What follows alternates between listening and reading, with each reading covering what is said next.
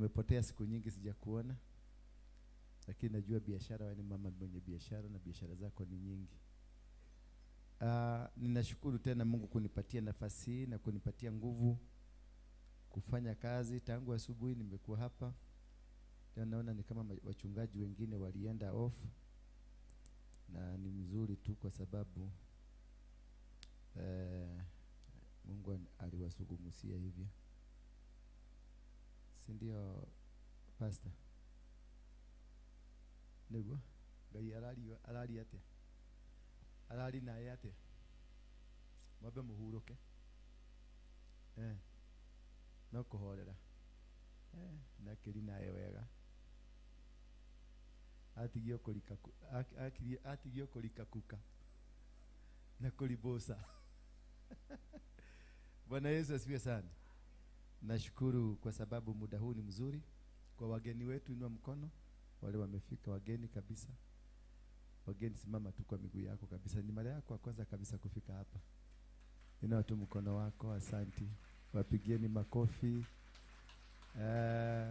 Kuna wale walikuwa wanataka kuniona, nitawaona nikimaliza ibada.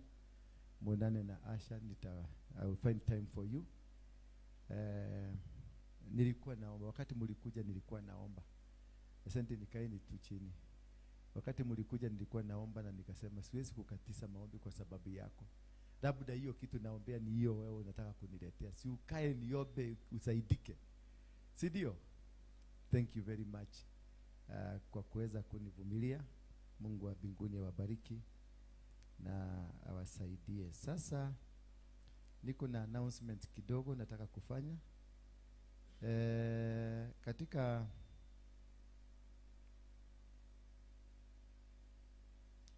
Katika tumekuwa tukijaribu kuinua idara mbalimbali za kanisa kuleta mabadiliko, kwa sababu matayarisho yote tumefanya na kanisa. Mwaka mzima mzuri tumeufanya vizuri na nimejua watoto na ambao si watoto. So I'm able now to give positions. Nasema wewe simamia hapa, wewe simamia hapa, kwa sababu najua huyu ni mtoto wa kanisa, huyu si mtoto, huyu ni mkora, huyu ni busi, huyu ni kodoo. Unajua kuna busi na kuna kodoo.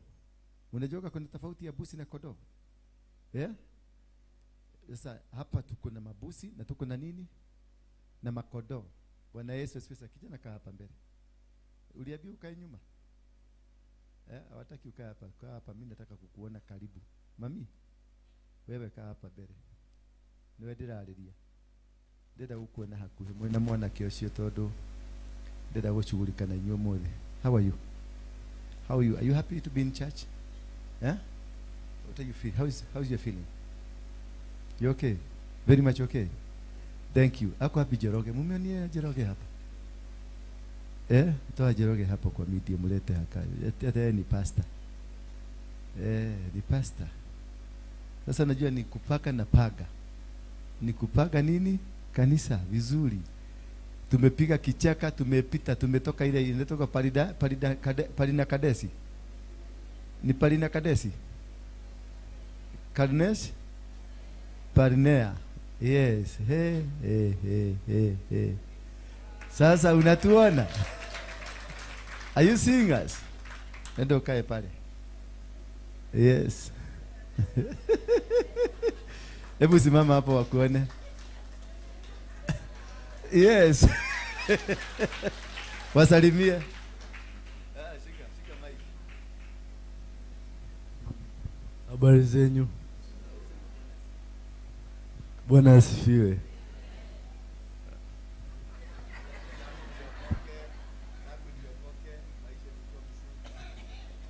Tangu niokoke maisha yamekuwa mzuri. Yeah.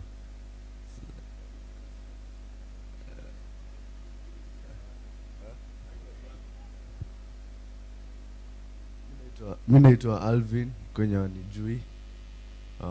Mokoka. God bless you. Mimi naitwa Alvin, nimeokoka. God bless you. Sina alijuzi aliokoka tu hapa. Huyu mtoto ndio wangu wa mwisho huko kabisa kwenye laini ya mama yake. Bwana Yesu asifiwe sana.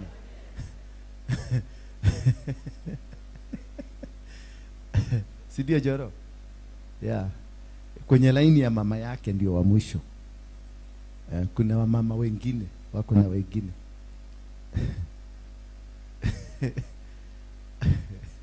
And that is what is supposed to be done. You give credit where it is, you speak the truth, you speak yourself, and that is it. Yeah, and they are proud. Simona sasa umeng'ara. Angalia venye ulikuwa, bangi ilikuwa imekuharibu. Ile kitu ile kile mnavuta ilikuwa inaitwa hiyo ingine. Hiyo ni febu, Febu. Yeah? Vebu. Unajua vebu? Wewe unajua vebu? Eh? Ongea tu kweli. Ongea tu, unajua vebu. Ujui? Unaisikianga na nani? Uko shule. Unaonanga huko wanajificha lakini unaisikia. Oh. Masikio yako ni mtamu. Hiyo ndio sasa ile kitu watoto shule wanatumia. Ni kitu inajificha, wanaficha, ni electronic cigarette. Electronic cigarette. Anavuta tu na hutajua anavuta. Kwa hivyo nimwangalie sana watoto. Utaona mtoto ameanza kugeuka na kuangalia kama Joro alikuwa ananiangalia. Tukiwa naye kwa nyumba unaona anaenda hivi. Ananiangalia. Sasa siku moja nikaona tulikuwa naye kitchen, alikuwa anachukua, Janeni alikuwa anachukua kisu, kuna kitu alikuwa anaenda kukata mahali. Lakini sasa sijui aliona kama nitaweza mkatasa, akachukua kisu, akakishika hivi, akanizunguka hivi. Ilibidi nitokee mlango ya nyuma haraka. Kwa sababu sijui ni ama miogereshwa adiduge. Najua anaweza kuwa miogereshwa huko ajiduge, kwa sababu hawa watoto wetu wengine wameingia kwa devil worshiper, wengine wameingia kwa Freemason, wengine wamechukuliwa wa madawa, kuna bangi, kuna vitu hizi zote. So you never know mtoto wako alifanya nini, alichukuliwa wapi na aliingizwa wapi. Sasa unaweza kuenda hivi. Kuna mwingine juzi, watoto wangu ni mang'atu kama mimi, napiganaga vita hii, nikimaliza nikitengeneza hapa wananigojeaga kwa nyumba mpaka nikasikia kulia siku nyingine. Maana nimepigana vita, nimetengeneza maneno, nimetengeneza hapa kanisa yote, nimeilainisha, nimesema hapa sitaki kuona watu wametoboa masikio wa nini hizi kuhubiri tu nihubiri hapa. Nilikuwa nimehubiri na joto mingi, nikaona vijana wangu wawili wametoka Amerika wakaingia pale kuangalia hivi. Sasa hiyo ndio nimesema, hizi vitu ukiona mtu ametoboa hizi vitu, jichuge sana na yeye. Hii ni vitu za Shetani. Kumaliza tu hivyo. Vijana wawili, brother yake mkubwa na brother yake mdogo, wamefanya nini? Ametoboa hii, ametoboa hii, ametoboa. Unajua huko Ulaya kutoboa ni sawa. Sasa hiyo nimehubiri kanisani mpaka karibu nitoe wa mama zao. Ni venye nilikuwa nimejazwa na roho. Lakini kukaa tu kidogo niliona majamaa wanakuja. Na wanakuja sasa mpaka hapa mbele, wanataka kunisalimia, nikamwambia wewe gieni huko. Sasa watu hawakujua ni nini nimewaambia fanya nini. Nikaita pastor tulikuwa na nikamwambia, "Eta wapi watu hizo vitu za kama sikio." Ile injili yote nilikuwa nayo, nilisikia imeenda chini. Nikatolewa pumzi. So hawa watu ni kaaga na wao wapende. Kama sasa haka nimekaa na hako, nimekaa vizuri, natembea nako, kanapeleka kanyama kidogo, kanakula kanyama, nampeleka tunaenda, nikienda mahali naenda na yeye. Sasa amekuwa akifunguka kidogo kidogo, ninajua ni bangi. Hapa ndio nilijulia unavuta bangi, ulikuwa unavuta bangi samani kama 20 years ago. Na hiyo febu. Sasa ndio nikajua kuna kitu inaitagwa febu. Sasa nikaenda nikagugu febu ni nini, nikajua ni hiyo. Si hiyo electronic cigarette? Yeah, febu. Na alikuwa nayo, si ndio? 20 years ago.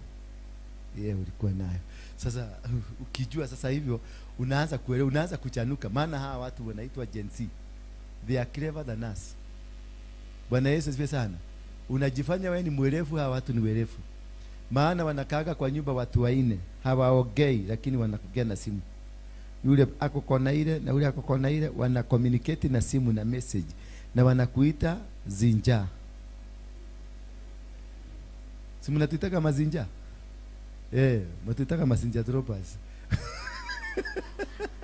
Na na chat na kudiscuss venye kwanza uko ni ule msee na ule mama wa kukuja kama amenuna. Anaingia kwa nyumba. Hii kikombe hajatoka. Hii nini hajatoka hapa? Hii unakuta unaruka kila kitu because unataka kulete ile waonye ati kumeigiwa. Hawa jamaa wanakudiscuss na wanakumalizia na wanakuweka kado. Na wanamalizana na stori zako. Wewe unapiga makelele yako, washa communicate mara moja, unaona hako kametoka kameenda bedroom, kingine kametoka kameenda bedroom, kingine kametoka kameenda bedroom. Unaachwa hapo na makelele yako. So hawa watu jueni vile mtakaa na hawa watu. Waite nyumbani, mnakaa na wao, get some more time. Sio kama sisi venye tulikuwa tunatuagwa, huyu huwezi tuaga. Unajua sisi tulikuwa tunatuagwa, unakuwekwa rukunyo hapa. Nani amewekwa rukunyo ya hapa? Wangapi waliwekwa ya hapa? Alafu anakuangalia kama utalia.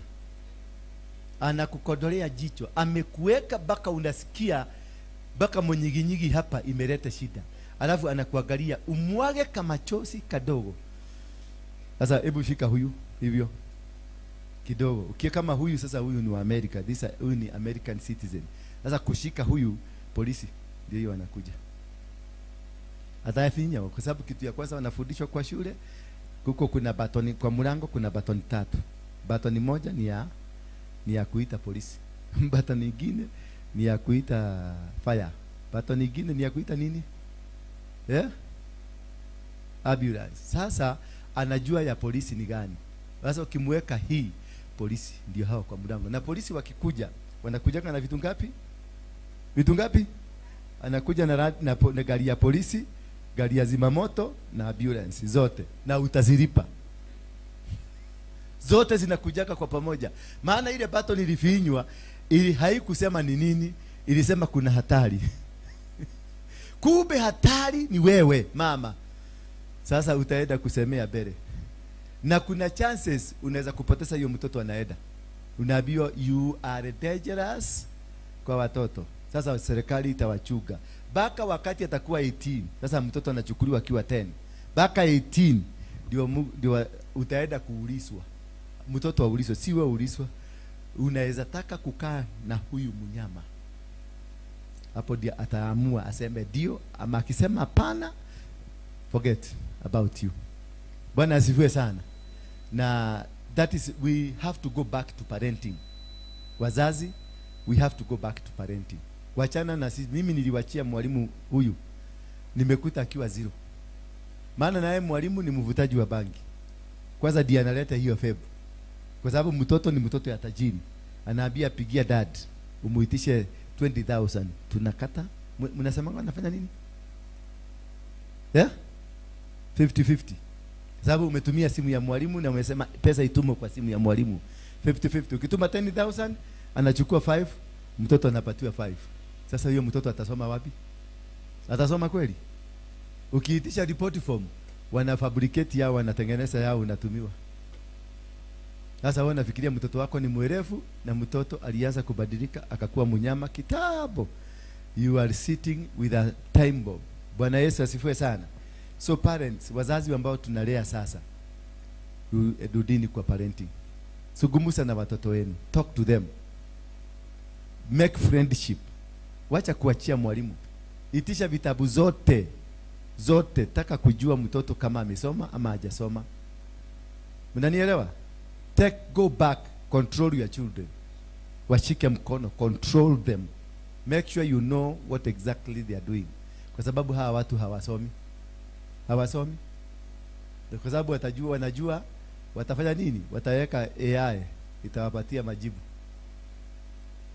Si ndio? Si AI inakupatia majibu. Hata majibu hujaiuliza inakupatia. So let's go back. Kwa nyinyi wewe mdogo Tomadha. Najua mtoto wako ni mdogo ama ni mkubwa? Wewe ni mama. Wewe ni mama mzee? Na wewe uko na ngapi? Ya first born yako na 26. Akachi. Kachi. Ka. Alafu sasa urudi upatane na mtu kama huyu waza kumpeleka hivi. Si utanyoroswa na wazee wale wako kwa si utahekwa vita. Unasikia mtu ako 26. Mtu wa 26 sasa ni mtu mrefu kuliko huyu jamaa wetu hapa. Ni mrefu. Alafu sasa uende uanze kusema tulipata kamama kakupigaga. Ukikuyu utapeleka mbali. Bwana Yesu asifiwe sana. Anashukuru. Kwa hivyo I want to make this announcement. Nataka kwenye idara ya pastors nataka kuongeza because I'm training. I want to train a big number ambayo watakuwa kinisaidia kwa kazi. Bwana Yesu asifiwe sana. So kwa wale nilikuwa nimetangaza ni waine. Nataka kuongezea Rebecca. Kwa vile Rebecca ndio huyo. Nataka kuongezea Rebecca. Simumpigie makofi kama hamuna kewaru. Mpigie makofi mzuri. Watashirikiana na kina Ian katika department ya youth. Yote kutoka kadogo mpaka youth mkubwa kama mimi. Sasa ndiye atakuwa pastor wa youth, atatusaidia kuimarisha kutengeneza programs za youth na mipango yote. Tumesikilizana. Suketi mpige tena makofi ya. Asikia amepata promotion. Kuna mwingine anaitwa nani? Huyu simjui jina yake. Uko wapi? Weko? Ha? Ako wapi? Auko? Najua simjui. Nililetewa picha yake usiku. Nikaambiwa huyu nimempatia kazi. Aje kule. Adire. Ni jina simjui na mjua sura. Wale watu wa usiku wale tunaobaga usiku simama. Wacha wazee wa yang. Wale yang.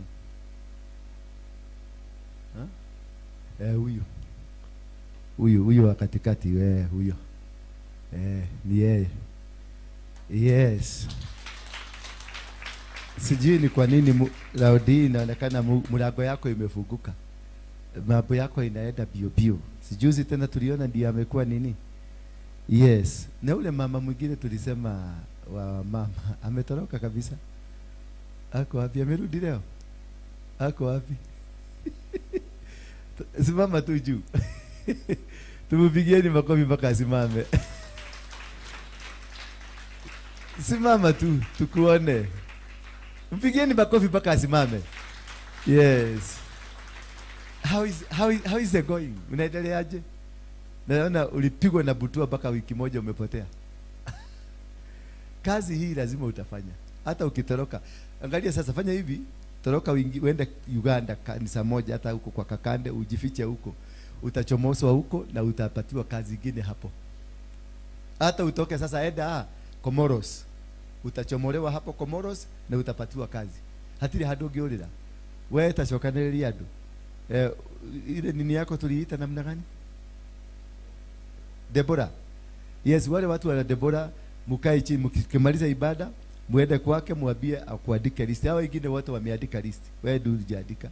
Na usijaribu kutoroka. Wacha, don't waste time. Dogiura. Kwanza hapo umekamatwa mguu na kisigino. Uko chini. Yes? Yeah. You want to see me? You can also see me now. Okay. Your ofisi imefunguliwa. Najua nataka kuja kujitetea kama mwingine alisema hataki kazi ile nilimpatia. Kwa sababu ya risoni zake za kikazi. So I want to have the secretary to the church. Secretary to church sio ule wa pale, sio ule wa kuigiza watu, ni ule anachukuaga mambo yote ya kanisa, documents nini, mwenye atakuwa forwarded jina yake huko kwa Sheria House. Grace Makaka, ni Makaka ama ni Makeka? Makeka. Tusimame. Simpigie makofi.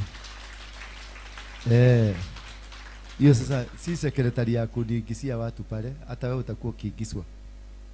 Sikuje kusema ni secretary wa kama secretary to the company secretary, yani wewe ni mkubwa sasa, mkubwa sana. Si ndio? Unasimamia department bote mpaka legal affairs, kila kitu. Unasimamia zote. So ile tulikuwa tumesema ya legal, tulikuwa tumepatia Agnes alinisema hataki. Alisema I decline. So utachukua hiyo position, you manage it. I'll show you how. Rehab, nataka tupatiane an example of the work we have done.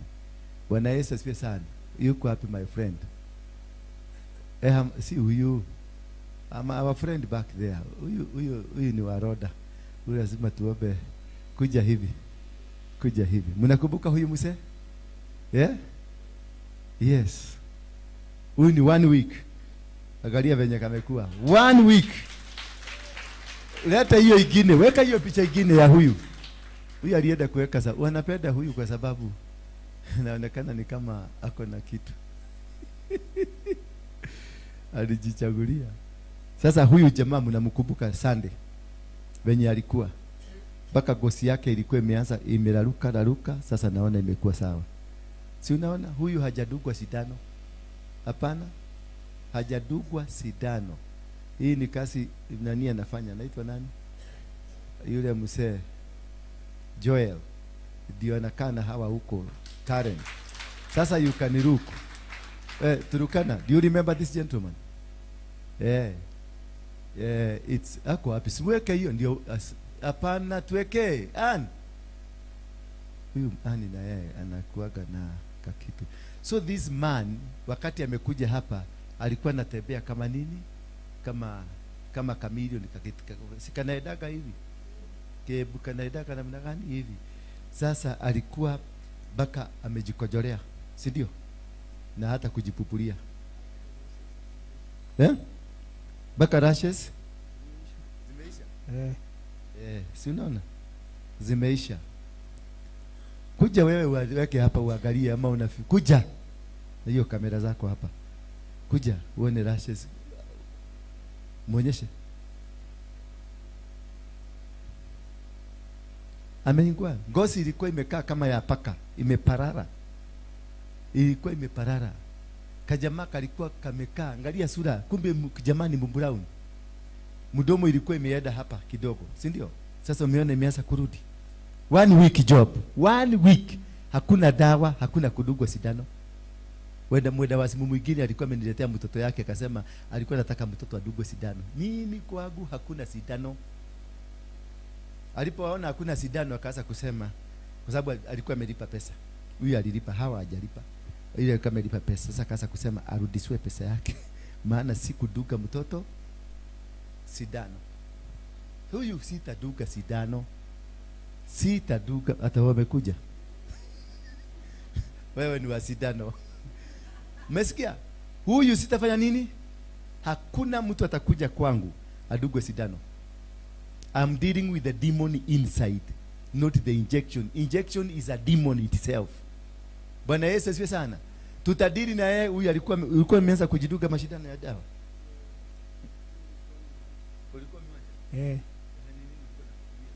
Sasa nilikuwa nimeacha bangi na dawa. Na sasa nilikuwa tu pombe. Nilikuwa najikuna sana hata kulala ni kukosa usingizi. Sasa unajikuna? Nalala. Usingizi nalala tu kwa. Thank you. Sasa Sara.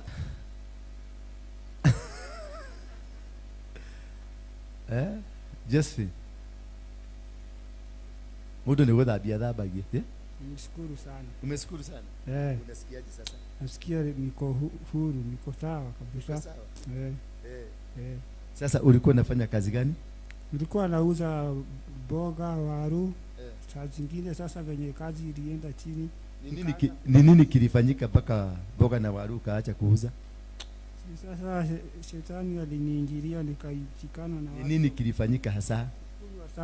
Kukunywa sana. Na ndio waanze kukunywa, ni nini ilifanyika? Sasa mimi siwezi kueleza. Shetani tu alipata nafasi.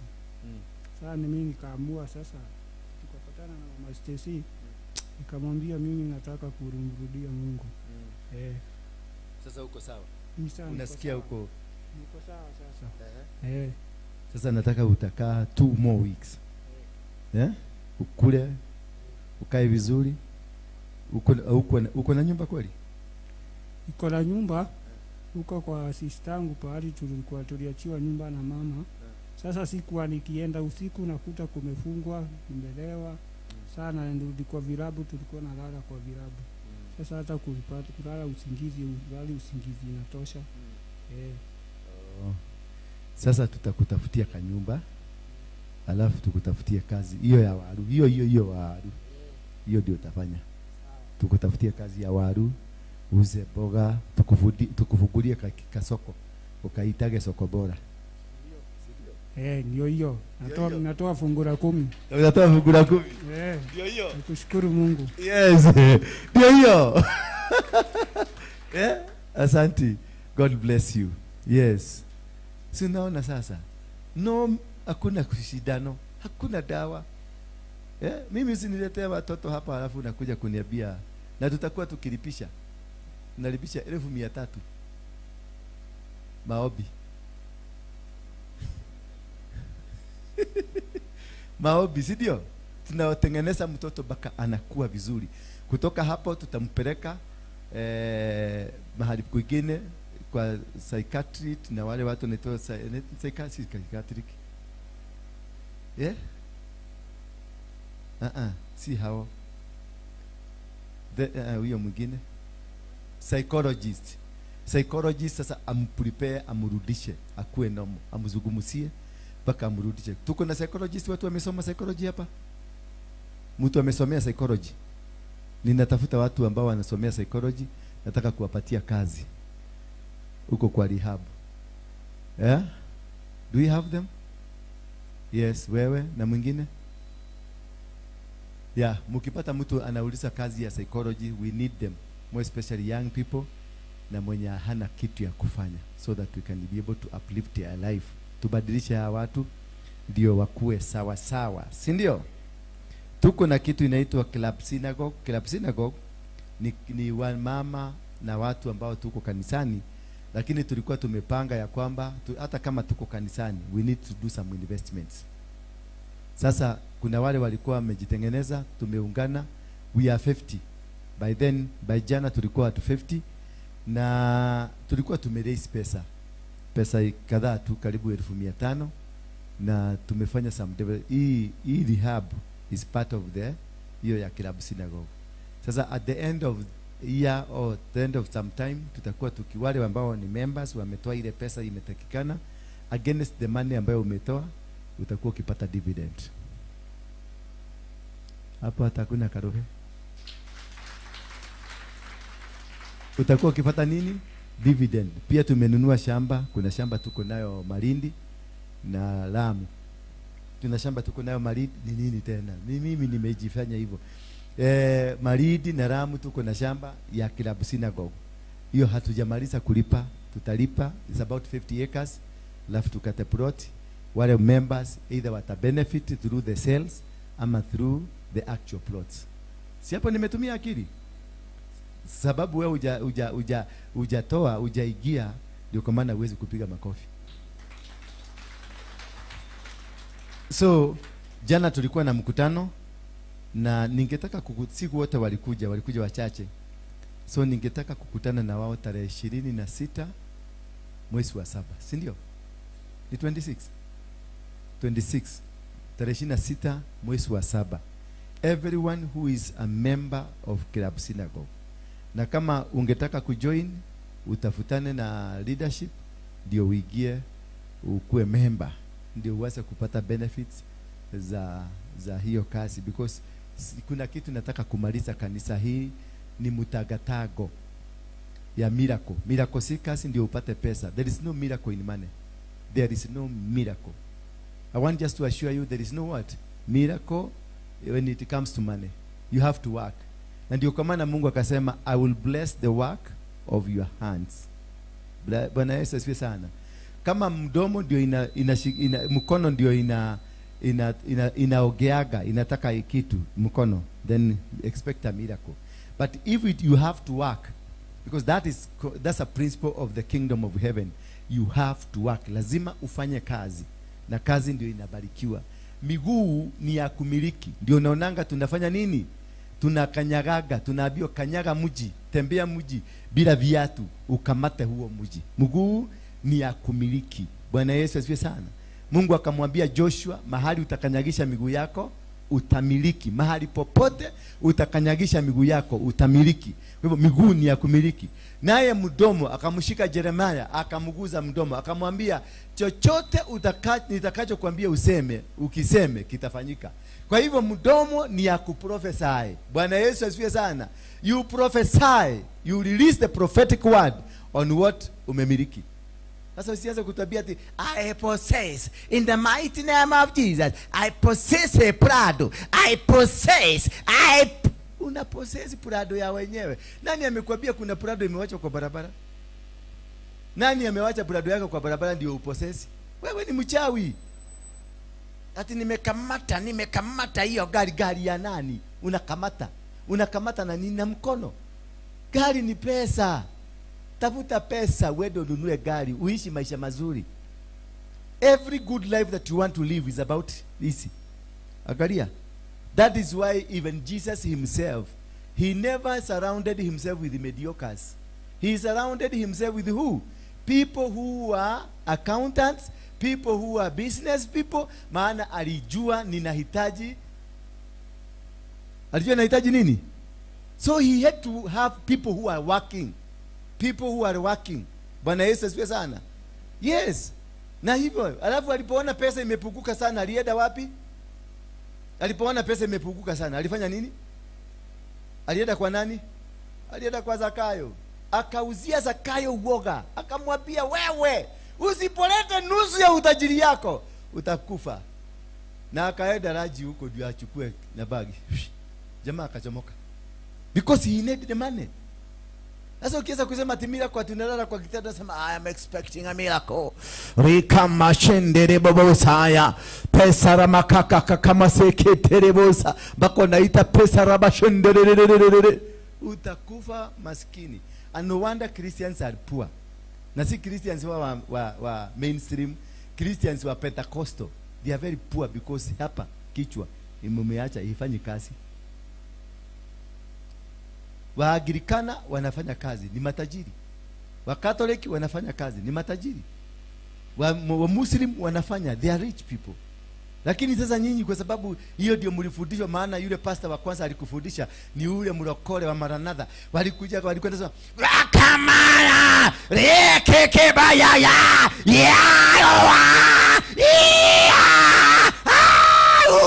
ati ni mahubiri. Wakati mtoto mchaina anafundishwa kuendesha gari, wakati mtoto mchaina anafundishwa kushona maguo, kakiwa 10 years kanafundishwa wewe ati ni mahubiri. Surely ni wapi mlisikia Yesu akipiga mayowe hivyo? Wacheni mwambie mwenzako wacha ugoroki. Mnatiga ugoroki, wacha tufanye kazi. Tufanye kazi maana Mungu alisema atabariki kazi ya mikono. Work. Wacha kukuja hapa, tunakuja hapa unakuta mtu kwa kakona pale akojaa, siku fast amefast akojaa todo dalio lake mama. Unajua ni kwa nini? Amekuona sasa, ameanza kukukamata na maombi ya uchawi. Rabashekete maba nakuamba umuguze anipatie pesa, umuguze nakamata hiyo pesa iko kwa mfuko yake na ivuruta. Na huyo ni wewe ni mchawi. Unaanza kuvuruta pesa kwa mfuko yangu. Huyo ni wewe tuita gorogi. Kama kuna wachawi inaweza kuitishwa, kanisa hii inaweza kutoa wachawi wengi sana. Wale wanakuja kwa unakuta mmoja kwa kaona ile mguu ati anasema komete mno kwao. Ni kwa nani kumekauka? Roda. Ni kwa nani kumekauka? Eda pale parapara. Gari latest ni KD. KDT. Toka saa hii hapa nje uone kama hautaona KDT. Teremuka hapa chini hapa uone manyumba venye zinapanda. Si kwani zinapandishwa na malaika? Si ni watu wako na pesa? Wacha kuja kutuambia kumekauka. Hakuja kauka. Wewe ndio akili yako imepunguka. Fanya bidii, work, because the work of the kingdom is to empower the kingdom. Let people see the greatness of God in you. Wacha watu waone utukufu wa Mungu ulio ndani yako. Akubariki. Na ndio nakuja hapa na kuombea ubarikiwe. Na ndio tumefungua sako, Besima sako iko na iko na pesa mingi, tuko na 20 million. Ziko hapo zimelala, haumjaenda kuchukua. Kuja andika makaratasi yako tukupatie loan. Wewe na acha nikwambie, ukipatiwa na Besima loan, usidwe kulipa. Tutakukujia kwako, utaniita apostle nikupige trap. Utaona mtu mbaya. Niita apostle. Ni nani? Nikuuliza apostle wa nani? Wewe uko na kioko kiega uko tu biashara ine. Na kuchota na beba kama hata kama ni sufuria na beba. Kanani atia? We have to train ourselves to work. Ndio tukue tuna watu tukiwa mahali, yani watu wakituona unaona ile kaguo umevaa ni kazuri. Kagari unaendesha kagari kazuri. Usikue ati wewe kwenu kwa sababu ya unajua wale watu wa makanisa ya warokole ndio wanaitagwa na mabrother zao wale wametajirika. Na wewe ndio first born kwenu. Alafu nasikia brother yako ule last born ndiye anakuita. Joki wito. Ni wewe halerie tathie. Kiumira na hau farafara tuketo gikuoyaga. Sasa ukifika huko nakuta umewekwa kiti ya nyuma na mtoto uende kibadilisha diaper. Na wewe ndio first born. Kwa sababu wewe ulitorokea kwa nyumba ya maombi, hautakaki kufanya kazi. That unaona dharau inakuja ati kemanyo ni mateso tu. My time is coming. Which time? Na umezeeka. Ni magego maramu nyuka. There is no other time. This is the time you have to do something. So work hard and tuombe Mungu as we are working hard. Si ndio? Hello. Najua leo nimewaboa kabisa kutoka asubuhi. Nimewaboa mkumbo umuthi. I have to tell you a reality. Wako ni kumano tumani umuthi. Ala? Ama ni namna gani? I have to tell you the truth. Hapa hakuna miracle utapata. Kukuambia nitakuambia utapona. Leo usijali. Lakini ya pesa na hii ingine sina hiyo neema. Hata mimi nimeko na makabuni zangu zinafanya kazi. Bwana Yesu asifiwe sana. I have my company. Si mnazijua? Nina kampuni ya furniture, nina kampuni ya kushona hizi nguo, nina kampuni ya I have many companies na real estate. I work. I don't depend on what God has given me. Mimi sijai kula sadaka yenu na sitaikula. Sijai kula 10% na sitaikula. 10% ile inalishaga hawa mama hawa unaona hapa. Si unaona mama nono leikareti huko taka toga. Nikuli akahona. Tene yakagaikareti huko akahoja keti huko. Doto ni muhunu riu. Nona gathura nikagerire. Nona ranyorokete. Ginya nona buyo ule siagerete. Yes. Mungu akikuona unafanya kazi kama hii anakubariki. Sasa hauna kitu unaweza kusaidia mtu nayo. Ona wewe wale taraini ati geana irio haha ukoraga muiretu to nake ale taraini hau ati demuhe irio. You see, ina make sense kweli? Nikipatia shosho amepanga laini na unakuta na yeye huyu amepanga laini hapa anataka kupatiwa chakula. Wow, nani? Siku nitapata ukipatiwa chakula hapa young person. Ama unabeba chakula hapa ati dole rangi yako lea. Nitaniambia. Uzuri nimenunua nyahunyo. Joel ameniletea nyahunyo. Hiyo ni kularua tu. Hiyo ni kularua. Because si vizuri kukaa hivyo. Just be somebody who is productive. Sidio? Mudhe mboe kile. Mudhe moko hono koko. Mutaanguka, mkifika nyumbani mujue nilikuwa nawaambia ukweli, murudi. Bwana Yesu asifiwe sana. And that is how it should be. So that discipline ya kufanya kazi, because we have to make our God known. We have got to make our God being witnessed. We love our God in a manner that we appreciate our God. Bwana Yesu asifiwe sana. Sasa tuangalie to the topic yetu ya leo, inasema summon that earthquake. Sema summon that earthquake. Si earthquake. Earthquake ni wakisi art. Tepoi went ni wakisi. Wanasemanga tepoi. Si ndio? Sermon what? Sema sermon what?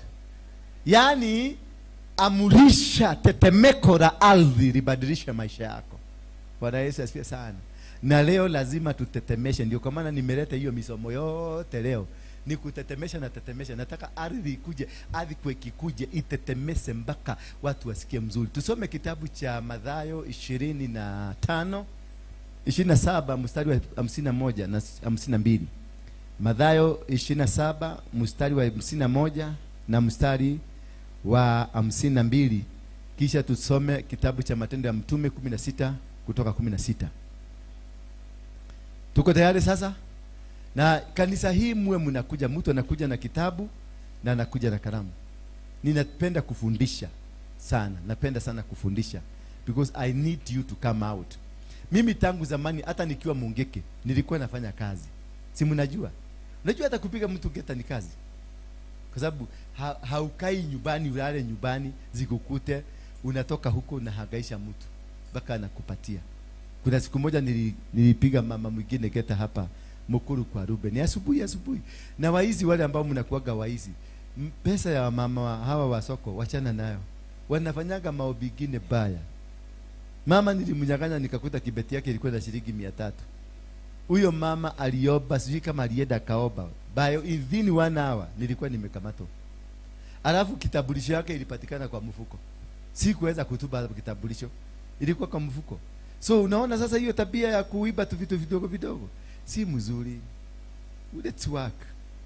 Vijana to work. Young people, youth, inua mkono juu. Youth simameni tu juu. Simameni tu kidogo. Simameni niwaone. Ndio pastor wenu awaone. Yes. Iya ni yako? Yes. Sasa nataka kuna muundo msingi wenu. The plan. Rebecca, mkiwa na Ian blueprint, nataka vizuri. We have already a team. This is enough team. Hii ni timu tosha ya kugurumisha Kenya mzima. Mimi tulikuwa watu 7. Only 7 people. Mimi Maina Jega na huyo mwingine, only 7 leaders wa Mugeke. Tuligurumisha Kenya mzima ikatetemeka. Sasa hii ni timu kubwa sana. Mkikaa chini tupage mikakati mizuri, basi tuendelee. Thank you. Nataka kuwaona after this. Tukutane pamoja na Ian na Rebecca na nyinyi tuanze. Teenagers wale wadogo, watoto wale wadogo pia na wao, let's see how to help them so that we can be able to move forward. Tumepata Matthew.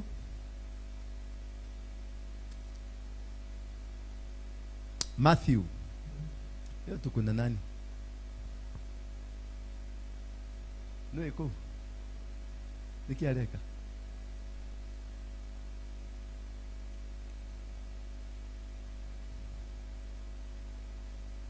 Matthew 27.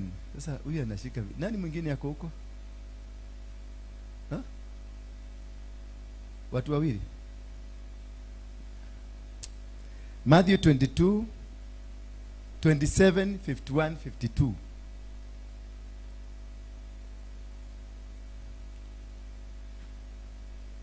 Yes, and nipatie Kiswahili. Ashosho wako hapa leo. Nipatie Kiswahili. Kwa sababu ya huyu mama ataanza kuniangalia na macho ingine baya. Na si mimi nilimwambia zeeke. Onanito leteo hau. Digeke here.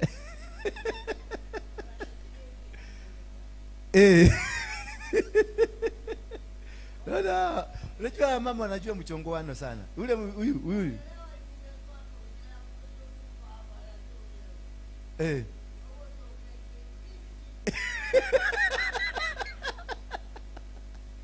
Ishi.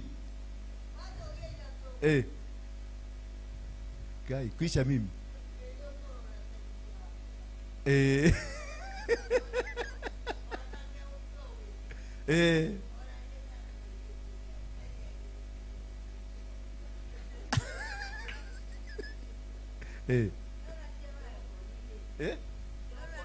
Guka Maria tandatu. Gokagerwo ni mwana kä å ngä akanjä ra atä rä na nä kå rendeka njahi thani cigana 6 kamwä ra nä guo ngwä ka niä thaa ciakinya-rä gokangetwo nä thondekire ngamera nä thondekire no ndingä hota gå kua na thani no nguire na gathaburia ngerwo kua mwanake ũmwe akanjũria atĩrĩ, cũcũ ũkarugĩra mau mau? Ngamwĩra na niĩ ndĩ mau. Aya ngamahe irio, nĩ ũkuona makiumĩra borithi ici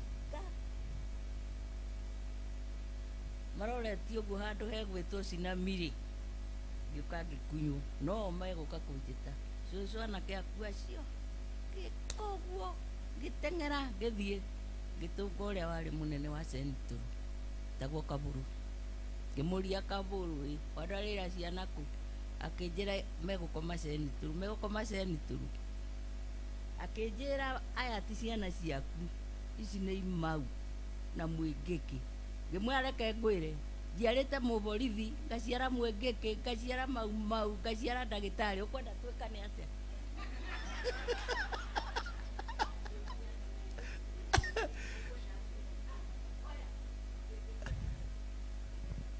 Mbona ikarohe?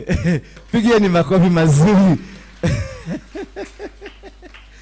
Yes, haya. Thank you.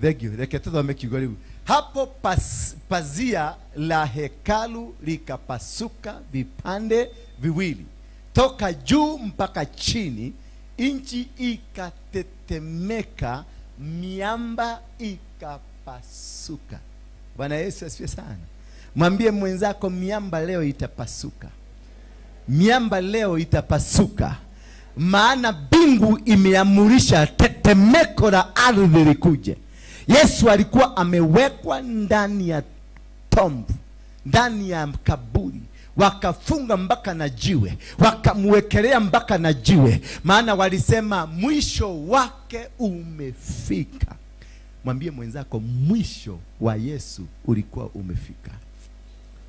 Mwisho, mwambie mwisho wa Yesu ulikuwa umefika. Bwana Yesu asifiwe sana. Wakati mwisho wako umefika, kumbe naye Mungu amepanga mpango mzuri wa kuja kunyanyua, kuja kutetemesha, kuja kuangusha ile miamba walikuwekea. Ile miamba wanasema wamekufunga ndani, maana walifunga Yesu ndani, wakawekelea jiwe. Wakasema nitwamurekeria. Pontius Pilato na wale wengine wakasema this is the end of this man. Bwana Yesu asifiwe sana. This is the end of this man. This is the end of this woman. Kuna mambo ambayo yanatendeka katika maisha yako. Kwako imefika mwisho. Kwako imefika mwisho. Lakini kumbe Mungu ako na mipango nyingine. Kumbe Mungu ako na nia nyingine. Kumbe Mungu ako na kitu amekipanga kipya. Alitaka wewe uishe ndio ainue mtu mwingine ambaye ni wewe aliye na utukufu wa mbinguni. God is creating something new. Anatengeneza moyo mpya, anatengeneza mipango mpya, anatengeneza njia mpya. Bwana Yesu asifiwe sana. Umefungwa na umewekwa kwenye kaburi. Umefungwa na umewekwa kwenye kaburi ambalo liliwekelewa jiwe. Yesu walimwekelea jiwe na wakasema wamemaliza. Timu nzima ya kina Pontius Pilato, timu nzima ya mfalme, timu nzima ya watu wale wa Masudasi na Mafarisayo, wote wakasema ya kwamba shida ambayo ilikuwa imeingia kwenye inji ambayo inaitwa Yesu Kristo tushaimaliza. Nataka nikwambie mtu mmoja hapa siku hii ya leo, kuna shida walitangaza uko nayo, kuna matatizo walisema uko nayo, kuna magonjwa walisema uko nayo, kuna umasikini walisema uko nayo, kuna ukosefu wa kazi walisema uko nao, kuna kudharauliwa walisema sasa wamekudharau, walisema wamekuondoa, walisema wamekuangusha, walisema wamemalizana na wewe. Kumbe wakati walimalizana na wewe, ni Mungu alikuwa amepanga binadamu wamalizane na wewe ndio yeye aweze kushughulika na wewe. Maana Mungu hawezi kufanya kazi ndani yako wa binadamu kama wamekushika. Mungu hawezi kufanya kazi ndani yako kama bado majirani wako pamoja na wewe. Mungu hawezi kufanya kazi ndani yako kama familia iko ndani yako. Mungu hawezi kufanya kazi na wewe ndani yako kama walimu na watu wa taifa bado wamekukamata. Lazima waondolewe. Lazima wakuzike. Maana wakati walikwenda Lazaro, dadake Lazaro alimwambia Yesu, kama ungekuwa hapa siku 4 zilizopita, huyu mtu angefufuka. Kwa hivyo walikuwa wamekata tamaa, wakajua ya kwamba huyu mtu hawezi, dageriyo kareke, huyu mudu dageriyo kanemo fudhu. Yesu akamuuliza ako hapi, mwambia wacha hata kuenda huko, saizi ni siku 4 na already ananuka, already hayuko hai, ananuka. Na maana walijua Yesu ni mtumishi wa Mungu, ni mtu mkubwa. Hawakutaka asikie harufu ya mtu aliyeoza. Bwana Yesu asifiwe sana. Yesu alikuwa anatafuta huo muozo. Yesu alikuwa anataka kukutana na hicho kitu ambacho kimeoza. Alitaka kuona huyo mtu ameoza. Wakamwambia hakuna haja, maana already ashakufa, ashamalizika, ameoza. He is stinking. Bwana Yesu asifiwe sana. There are people ambao walikuacha kama you are stinking.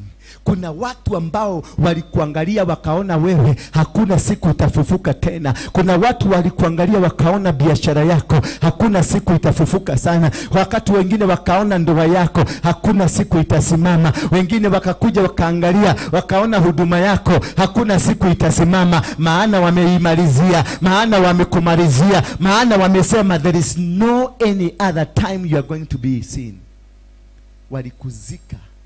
When I was looking at this guy jana, nilipoenda kule kwenye rehab, nikauliza Joel, ako wapi yule kijana? Kijana akakuja, nikamuuliza yule kijana mwingine alikuja juzi, ako wapi? Akaniambia si ndio huyu. Bwana Yesu asifiwe sana. Kumbe huyu alikuwa wametangaza hesabu ya kumumaliza. Walikuwa wametangaza hesabu ya kwamba hakuna siku ataonekana tena. Maana huyu kijana aliitishwa shilingi 50 peke yake. Shilingi 50 ndio walipeleka kwa muganga. Wakafunga kazi yake, wakafunga maisha yake, wakafunga kila kitu, wakafunga kila kitu. Lakini wakati wa Mungu ulipofika, akakuja akatafuta mpaka akapatana na sisi. Tumempeleka mahali, tumempatia chakula peke yake, ameshiba, naye Mungu aliye ndani yake ameanza kujidhihirisha. Haijalishi ni nani wa kwenu, haijalishi ni nani anayekusaidia, haijalishi ni nani atakayesimama na wewe. Kila kitu cha muhimu ni kwamba kuna Mungu mbinguni atakayekuja abingilishe lilo jiwe walilokuwekea, aondoe hilo jiwe walilosema wewe umekamatwa. Maana wakati Yesu aliuliza Lazaro mmemweka wapi, walipofika mahali pale Yesu akawaambia, maana wao ndio walikuwa wamemwekea. Yesu akawaambia, ondoweni lile jiwe. Kuna watu, siye shetani aliyekufanya hivyo, hakuna kitu mwingine, ni watu ndio wamekupeleka mahali huko. Watu ndio wamekunyanyasa, watu ndio wamekuzingira na maovu, watu ndio wamekutania mambo machafu. Alipokuja aliwauliza, mumuigete? Hakuuliza shetani amemweka wapi. Hapana. Hiyo shida huko nayo si shetani, ni mtu aliyejifanya shetani ndiye amekupeleka mpaka mateso unayoyapata sasa. You are not suffering because of the devil. You are suffering because of that sister of yours. You are suffering because of that brother of yours. You are suffering because of that mother, because of that neighbor, because of that cousin, because of that co-worker. Wao ndio walipanga jinsi watakumaliza. Bwana Yesu asifiwe sana. Niongezeka volume hapa. Hao ndio walipanga. Hao ndio walikuangamiza. Wao ndio walikuendea kwa waganga. Wao ndio walibeba mahirisi. Mungu alikuwa amenionyesha kama nimelala. Nikaona hapa kanisani. Mungu akaniambia, maana nilipigana vita kule nje. Napigana na mapepo ya kule nje. Napigana na maadui kule nje. Mungu akaniambia, wachana na maadui wa nje. Kuna maadui walio ndani yako, na wao ndio wabaya zaidi kuliko wa kule nje. Bwana Yesu asifiwe sana. Mungu akanipeleka kwenye jangwa fulani. Sijui kulikuwa ni nchi fulani, kulikuwa ni jengo kubwa, lakini nilipokuwa napita ni watu nilikuwa najua, maana nilikuwa na wasalimia. Ninaona huyo kwenye mfuko yake kuna kanyoka ameweka kwenye mfuko, unaona mwingine kwenye begi lake kuna kanyoka machura, naona mwingine kwenye begi lake kuna kitu kimewekwa kwenye begi. Kwa wote ambao nilipita kwao, mahali pote nilipita, uliona wengine wameshona kwenye visuruali vyao, kuna kitu kimefungiliwa kwenye mabegi zao, kuna kitu kimefichwa kwenye mikono yao, walishika masilaha kwenye kila kitu. Mahali pote nilipita niliona ni watu ninajua, ni watu mpaka wananiambia Bwana Yesu asifiwe sana. Mungu akaniambia maadui hawako kule mbali, maadui wako pamoja na wewe. Waliokupangia maovu wako pamoja na wewe, waliotaka kukuangamiza wako pamoja na wewe. Waliokuuza ni ndugu zako, sio ndugu za wengine. Waliouza Yosefu ni ndugu zake, ndio walimuuza, ndio walikuwa wamechimba kaburi ya kumuua wamzike, wakachinja kondoo, wakamwagilia damu ndio waweze kuficha ukweli. Sio watu wa nje, ni watu wa kwako, your own household people, ndio waliokupangia na ndio wanataka kukuangamiza. Bwana akaniambia, go and put your house in order. Nenda na uwete na utetemeshe hiyo nyumba, na mimi nitakuja kwa kishindo. Nitawaondoa manyoka hao, nitaondoa machura zote, nitaondoa mahirizi, nitaondoa kila kitu ambacho si cha nyumba hiyo. Na usijali, usiogope wala usifadhaike. I am going to do the job and I'm going to make you stand again. Kumbe lazima watu wakumalize ndio Mungu akuje. Lazima watu wakuinukie ndio Mungu akuje. Lazima uachane na marafiki ndio Mungu akuje. Lazima uachane na watu ambao unawaamini ndio Mungu akuje. Lazima uweke mizigo mingine chini. Musa akaambiwa, mahali umesimama ni patakatifu, toa viatu kwanza, vivue viatu zako, toa. Lazima utoe viatu za wachawi. Lazima uondoe wachawi watakatifu.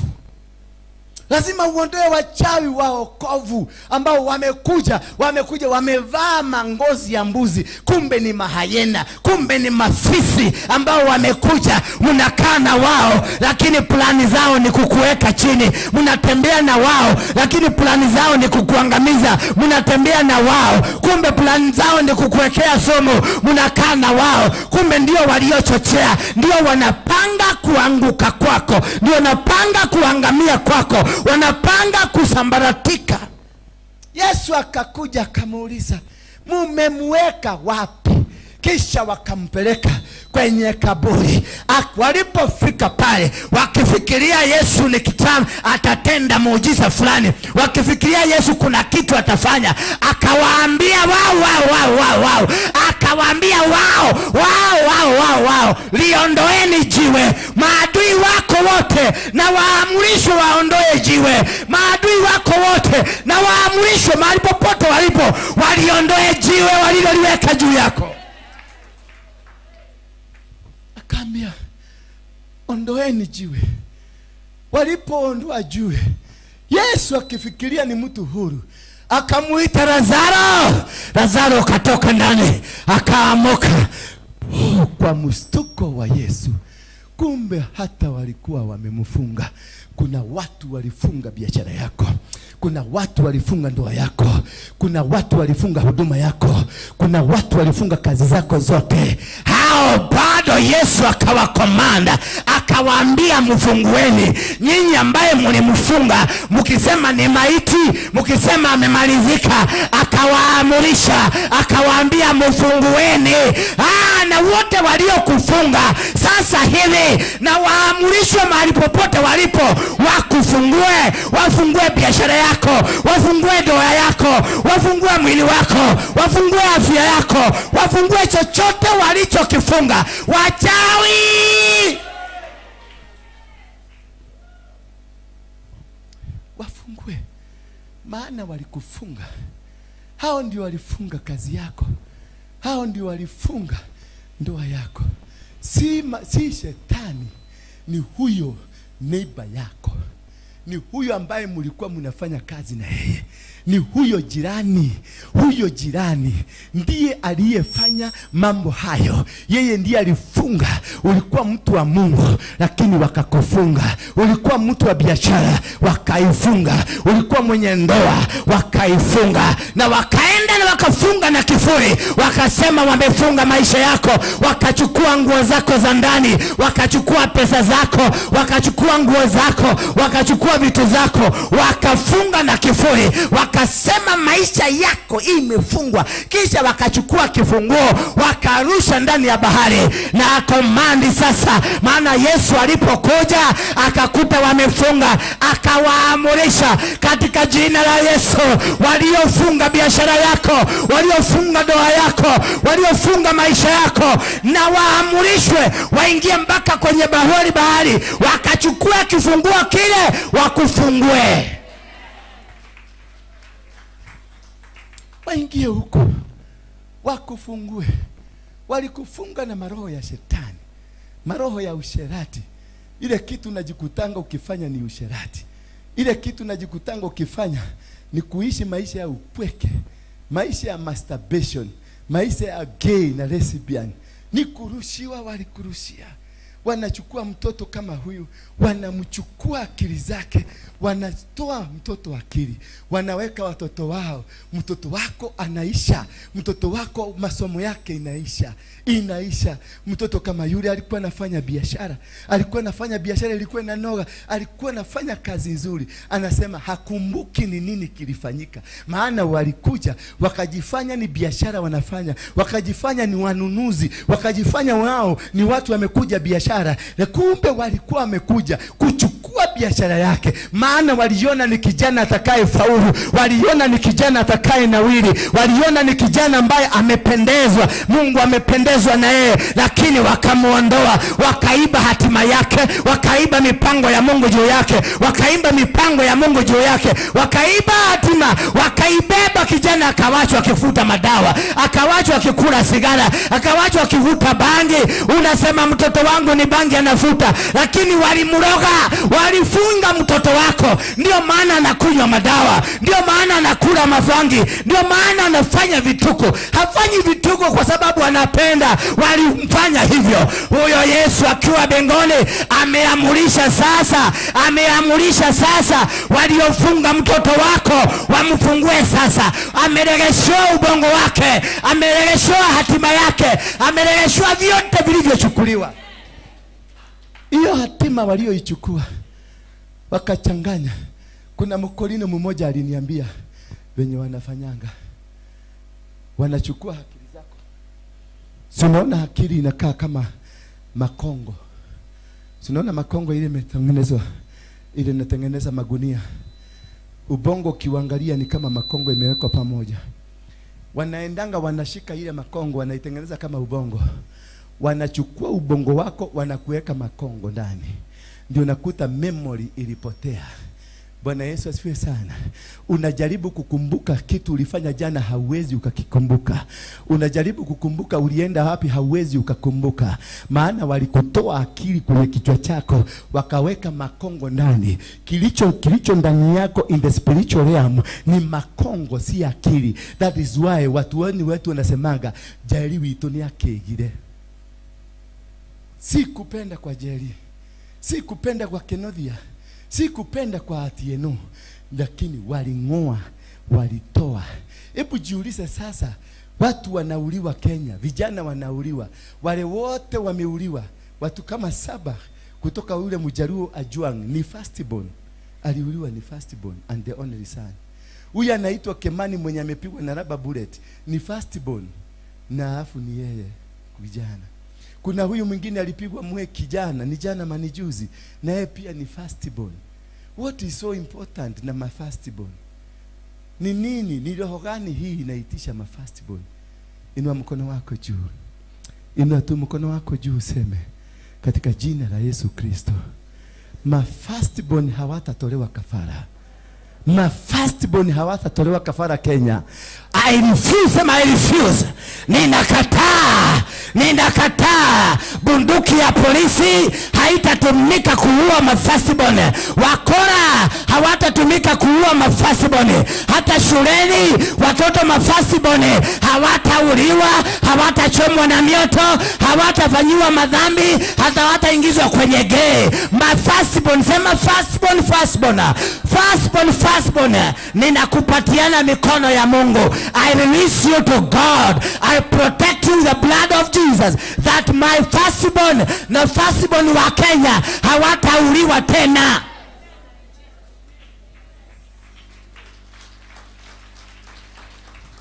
Why are they after firstborns? Ni kwa nini? Kwani ni kafara gani inatolewa mwezi wa 6? Kondani.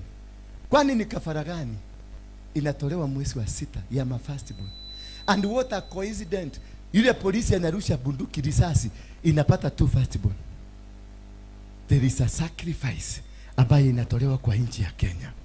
There is a sacrifice ambayo watu wanasiasa wanatoa. Kisha nikaona wametoa vijana, na nimeenda kupeleleza nikakuta yule ambaye alikuwa anaongoza zile maguni zilipelekwa na Sakaja ni firstborn. Bwana Yesu asifiwe sana. Yule mwingine aliuliwa na hapa is a firstborn son. Oh my God. What is this that they are targeting? Ni kafara gani hii wanatoa ya firstborn? Kumbuka hata Yesu ni mwana wa kipekee. The firstborn of God. Ndiye aliyetolewa. Kwa hivyo there is something significant that they are doing this month. Baba uliye mbinguni, nyosha mkono wako. Baba uliye mbinguni, wewe ndio ulimtoa mwanao wa kipekee Yesu Kristo kwa ajili ambaye yote atakayekuamini naye akaokolewe. Akamwaga damu msalabani, akatolewa kama kafara, wakamchinja, wakamdhalalisha, ndio kwa ajili aweze kuokoa dunia. Damu yake ilipomwagika jini, Baba, neno lako likasimama, utukufu wako ukasimama. Nchi hii ya Kenya, kwa mamlaka ulionipatia kama kuhani, Baba, ninasimamisha hakuna damu nyingine itamwagwa, sio ya firstborn peke yake, hata lastborn na wengine wa katikati wote. Baba, kama kuna kafara inayotolewa na wanasiasa, wakakosa hiyo damu, kusitolewe hata kafara ya mnyama yoyote kwa ajili ya matendo ya kishetani. Mji wa Nairobi ninauweka wakfu. Mji wote wa Nairobi ninauzunguka, kutoka Kiambu mpaka Kikuyu, kutoka Kikuyu mpaka Lemuru, kutoka Lemuru mpaka Ngong, kutoka Ngong mpaka Rungai, kutoka Rungai mpaka Kitengela, kutoka Kitengela mpaka Murorongo, kutoka Murorongo mpaka Embakasi, kutoka Embakasi mpaka Ruai, kutoka Ruai mpaka kwenda Thika, kutoka Thika kuzunguka Nairobi yote ninaifunika kwa damu ya Yesu Kristo. Barabara zote za Nairobi, kama ni Jogoo Road, Thika Road, Kikuyu Road, Kiambu Road, Ngong Road, Magadi Road, Mombasa Road, Outer Ring Road, Kajiado Road, zote mahali zote kuna barabara ya Nairobi, Tom Mboya, Haile Selassie, Kenyatta, zote ninasikamata.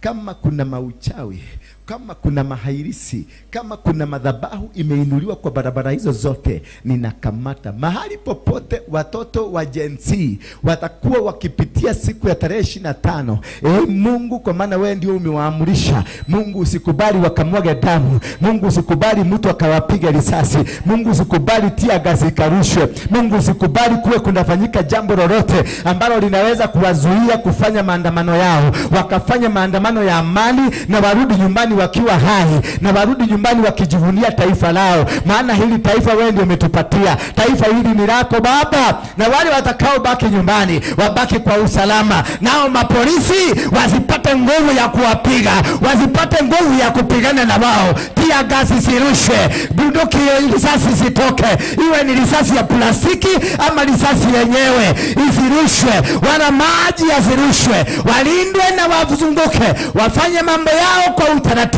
naye Mungu kawarudishe nyumbani wakiwa salama. ninamkanya Rais Ruto na wanasiasa wengine na polisi Kanja na wale uhusika, nchi ni ya Mungu, kusimwagike damu, kusimwagike damu, musimwage damu, in the mighty name of Jesus Christ. Kitabu cha Matendo ya Mitume 16 mstari wa 16. Paulo walikuwa wakizunguka, walikuwa wakienda maombi. Walipokuwa wakitoka maombi, wakakutana na mama mmoja aliyekuwa na wafuata. Huyu mama alikuwa nasema hawa watu ni watu wa Mungu. Nasema utuwekea Kiswahili. Naomba tafadhali kukuwe na mtu wa kumfundisha kuweka Kiswahili.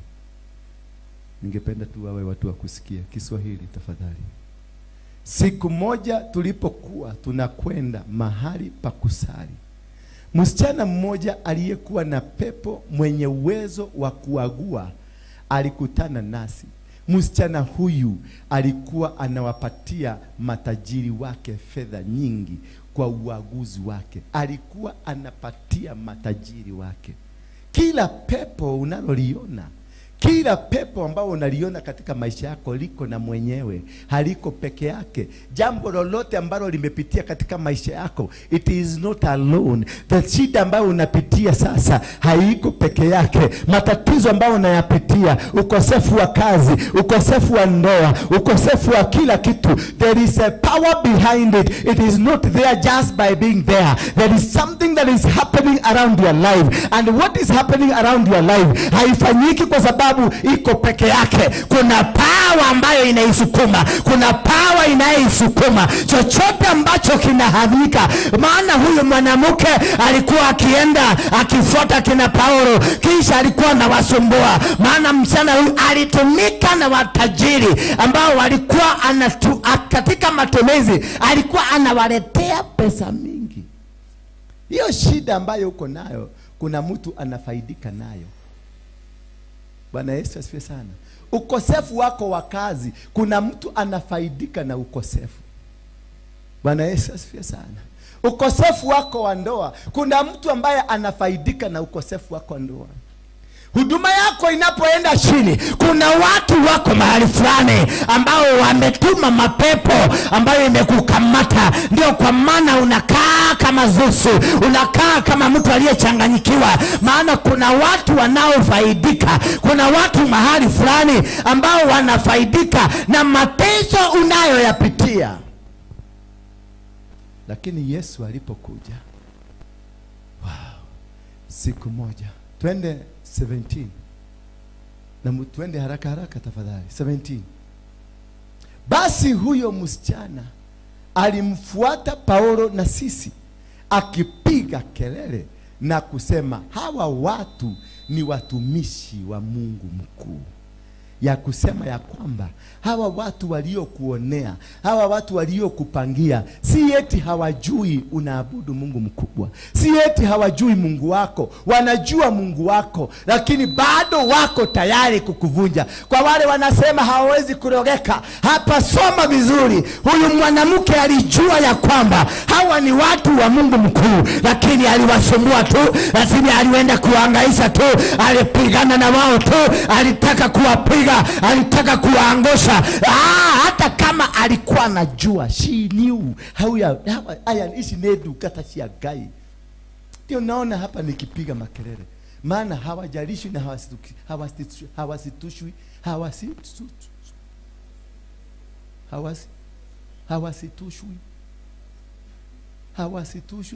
ati apostle ako na anointing. They don't care your anointing. They don't care who you are. They don't care that Jesus you're talking about. They don't care. Hey, wana plan kamekumulika, kanyagalika kama mwanamke kamekaba, kamekumulika, kanasema jamaa lazima nitamkamata. Nokia demo roda. Yes. Lakini kaa ngumu kama Paulo. Mwambie mwenzako kaa ngumu kama Paulo. Kaa ngumu kama Paulo.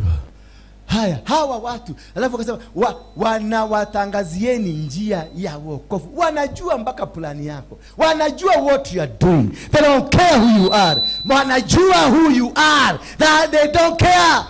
You must upgrade. Mwambie mwenzako upgrade. Yes, they are smarter, wanakuelewa. They are ahead of you. Mashetani, they are ahead of you. Bwana Yesu asifiwe. Akawa anafanya hivyo kwa siku nyingi, and they are resilient. Hawachoki, wanafanya kwa siku nyingi, hawarudi nyuma, wanaendelea. Hijarishi watachukua siku ngapi, maana wanataka siku moja watakukamata wakuweke chini. Wanataka tu siku moja wakamate biashara yako waweke chini. Wanataka siku moja wakamate ndoa yako waweke chini. Ukiona kitu kinafanyika kwako kilianza kupangiwa zamani, ukiona biashara imeanguka, haikuanguka leo, waliipangia zamani. Kwa hivyo tunasema katika jina la Yesu Kristo, waliopanga biashara yako ianguke na waanguke mahali wako. Waliopanga ndoa yako ianguke na wasambaratike na waanguke na wakose nguvu katika jina la Yesu Kristo. Akawa anafanya hivyo kwa siku nyingi. Hata siku moja Paulo akakasirika. Sasa hapa ndio tunakasirika. Mwambie mwenzako nimekasirika. Mwangalie kwa macho yako, mwambie mimi si yule ulikuwa nafikiria nimekasirika. Baka wakakasirika. Kuna mapepo ingine kuondoka kwako lazima ukasirike.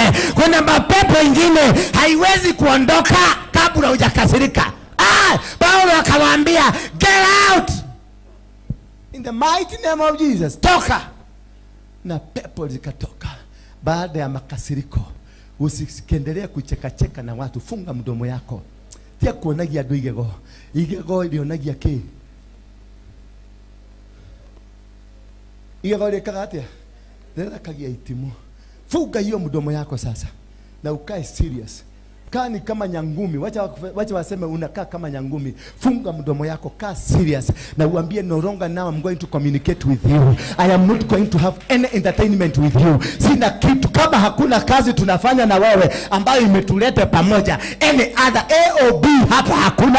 Hatuna Mwambie A or B no longer needed here. It is only business. Our serious business. Other thing.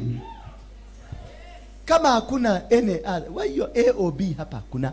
Ukikuja kile kilikulete hapa tufanye uondoke uende na mimi niondoke niende. Yes. Wana leo nitotige. Twaga gutiga wana. Adwa ni oru ni oge. Mokire na makiyarira guko na magikara guko. Na magicoka makibia na guko thutha. Riu mathia goguo. Riu akiona we na we kionje kiao ri. Niki gikugiria uiterota. Bwana Yesu asifiwe sana. Nikaamuru kwa jina la Yesu Kristo, mtoke huyu. Mara huyo pepo akatoka. Kumbe makasiriko inatoaga mapepo. Makasiriko saa zingine inang'oa mapepo. Kasirika kidogo. Kasirika kidogo. Ng'oa hiyo pepo na makasiriko. Ng'oa hiyo pepo na makasiriko. Iambie pepo toka. No wada watu wa independent wanakuwaga wamefaulu hivyo. Mtu mmoja wa independent aliniambia kuna ngoma 3, kwena ngoma 3. Sikodogo. Ngoma ya mbere iketagwo na miheo. Tagwana theni wale tore Yesu. Kura. Na inaondoka inasikia. Na kwena ngoma yako guthukirwo. Wewe pepo toka. Nekauma. Na kwe ngoma ya njuguma, kwa nurwo njuguma. Unagogwa njuguma sa mugongo. Ngoma inatoka. Watu walielewa, walijua siri. 10, 20 haraka. Walielewa hii maneno. Kisha wakawashtaki kwa mahakimu wakisema watu hawa ni Wayahudi na wanafanya fujo katika mji wetu. 21 tafadhali haraka. Wanafundisha desturi ambazo sisi raia wa Roma haturuhusiwi kuzikubali wala kuzifuata. Kundi la watu likakuja likawashambulia, na wale mahakimu wakawavua nguo zao kwa nguvu, wakaamuru wapigwe viboko. 22:3 baada ya kupigwa sana wakatiwa ndani. Hapo ndio nataka uelewe. Baada ya kupigwa, maana waliotaka kukumaliza walianza kukupiga, wakakudhalalisha, wakakutoa nguo ya uokovu. Sasa baada ya kupigwa wakakutia ndani. Wakatiwa ndani na askari wa gereza, akaamuliwa kuwaweka chini ya ulinzi mkali. Mapepo yaliyotumwa kwako, mapepo yaliyokuzingira yaliwekwa na yakawekwa kwako, yakaosbiwa yaweke mlinzi mkali. Ndio umeona umejaribu kutoka hautoki, unajaribu kuenda hauendi, unajaribu kuzunguka hauzunguki, maana umewekwa kwenye ulinzi mkali. Walikuwa wamemweka Lazaro chini ya jiwe kubwa. Lazaro hata kama angevuvuka peke yake hangekuwa na uwezo wa kujitoa. Alikuwa amefungwa sana, hata kama angefufuka hangekuwa na uwezo wa kufunguka. Yesu alikuwa amemwekelea jiwe, hata kama angetaka kukuja peke yake hangeweza, maana bado alikuwa amewekelewa jiwe. Kuna watu wamekuwekelea jiwe, kuna watu wamekufunga sada, kuna watu wamekufunga miguu, kuna watu wamekufunga mikono, kuna watu wamefunga kazi yako, kuna watu wamefunga ndoa yako. Hawa watu wamefunga eti ya kwamba na wamehakikisha hautafaulu tena, hautaondoka mahali hapo tena. Wamemalizana na wewe. Kutokana na maagizo hayo, huyu askari aliwaweka katika chumba cha ndani. Sijui mama mnanielewa. Waliwekwa kwenye chumba cha ndani. Waliokufunga hawakukufunga kwenye chumba cha nje, wamekufunga chumba cha ndani ndio usiweze na usifaulu kutoka. Pesa zako zimefungwa kwenye chumba cha ndani. Mzee wako amefungwa kwenye chumba cha ndani. Mke wako amefungwa kwenye chumba cha ndani. Biashara yako imefungwa kwenye chumba cha ndani. Chumba cha ndani. Na askari, kutokana na maagizo hayo, huyu askari aliweka kwenye chumba cha ndani kabisa cha gereza na kuifunga miguu yao kwenye nguzo. Haleluya. Na kufunga miguu yako kwenye nguzo. Yani wamekufunga na nyororo, wafunga mikono na nyororo, wamekufunga na nyororo, kisha wamekufunga kule ndani ati hautakuwa na uwezo wa kutoka. Wamekuweka kule ndani ati hautafaulu kutoka. Wamesema hautoki, wamesema hautatoka. Walisema hautatoka. Nikio tulete miaka na miaka, umeenda makanisa 100 ukijaribu kutafuta mchungaji atakaye kusaidia. Mchungaji anakuja chumba cha nje anaambiwa hakuna. Kumbe huko chumba cha ndani. Walikuroga wakakuweka chumba cha ndani. Bwana yako ambaye unamuonanga kwa ndoto yuko chumba cha ndani. Mke wake ambao wako umekuwa ukimwona kwa ndoto yuko chumba cha ndani. Biashara yako imepelekwa chumba cha ndani. Watoto wako wamepelekwa chumba cha ndani. Ndio kwa maana wanavuta bangi, hauwezi ukajua. Wanavuta madawa ya kulevya, hauwezi kujua. Bwana yako anaenda kwa waganga, hauwezi kujua, maana amewekwa chumba cha ndani na wewe uko kule nje. Sijui kama mnanielewa. Yani umewekwa chumba cha ndani. Uimbaji wako umewekwa chumba cha ndani. Kisha umefungwa, uimbaji wako umefungwa na nyororo mule ndani. Ndoa yako imefungwa na nyororo mule ndani. Walipeleka certificate yako, wakapeleka manguo zako, maandawea zako zimefungiwa kwenye chumba cha ndani. Ndio kwa maana hauna uwezo wa kufanya jambo lolote. Hauna kitu ambacho kinakusaidia kuona. Maana ni lazima uingie kwenye chumba cha ndani uweze kuchambua, kujua ni nini kimekukamata. Bwana Yesu asifiwe sana. Hai. Karibu na usiku wa manane. Sasa nataka kuambia hapa, nataka kuona watu wakisimama. Tukifika hapo karibu na usiku wa manane. Usiku wa nane? Karibu na usiku wa manane. Paulo na Sila walikuwa wakisali. Masakanda mashira. Walikuwa wakisali karibu na usiku wa manane. Walikuwa wanakisali. Walikuwa wakiomba Mungu. Walikuwa wakiimba nyimbo. Walikuwa wakifanya kazi. Maihanda rabashiria. Paulo na Sila walikuwa wakisali na kuimba nyimbo za kumsifu Mungu, huku wafungwa wengine wakiwa wanategea masikio, wanasikiliza ground inasema namna gani. Maana ground imekuwa nini? Ghafla kulitokea mtetemeko. ghafla kukatokea mtetemeko. Walikuwa wakiimba, walipokuwa wakiimba, kumbe walikuwa wanaitisha mtetemeko. Summon that earthquake ikuje kwa maisha yako, itetemeshe ardhi yako, itetemeshe nguzo zako, itetemeshe. Walipokuwa wakiomba, umashaka derebosaya, ghafla kulitokea mtetemeko mkuu wa ardhi ambao ulitikisa misingi ya gereza.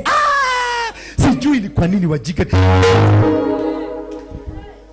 yani hata hamujielewe. They summoned the earthquake. Wakaitisha earthquake. Wakasema, we alone cannot be able to come out of it. We alone, we cannot be able to command this. Tumefungwa ndani, tumefungwa gereza ya ndani. You alone, you cannot be covered. You alone, hawezi ukatoka. Wakasema, wakakumbuka Yesu. Ni hadi kujelekuja, ikabiringisa lile jiwe, ikaondoka. Sasa na sisi, wacha kuitisha hadi kweka. Itisha hiyo earthquake. Summon that earthquake.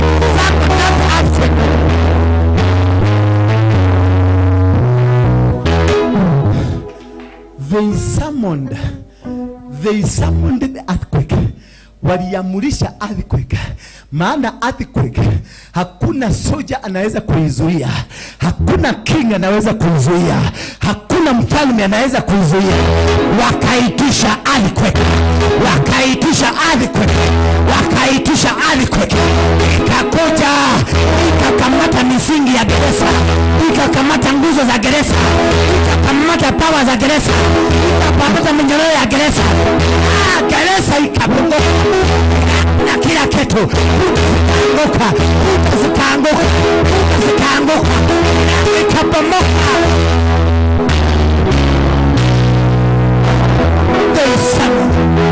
Summon that earthquake in your life.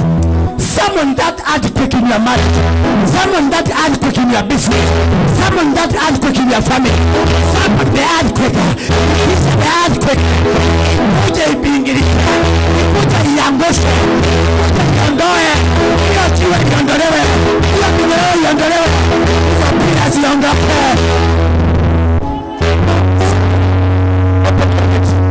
Open the floor of your will. Summon that earthquake. Mwambie sasa, I am summoning the earthquake. Earthquake come. Set the foundation. Ambayo imenifunga. Set the foundation. Ambayo imenikamata. Set the foundation. Ambayo imeninasa.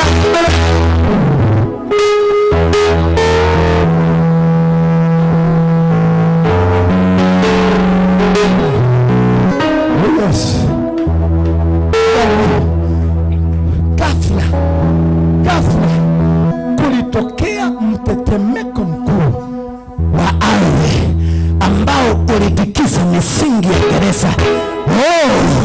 Gereza waliokuweka sasa inaenda kutikiswa. Gereza ya ndoa inaenda kutikiswa. Gereza ya umasikini inaenda kutikiswa. Gereza ya familia inaenda kutikiswa.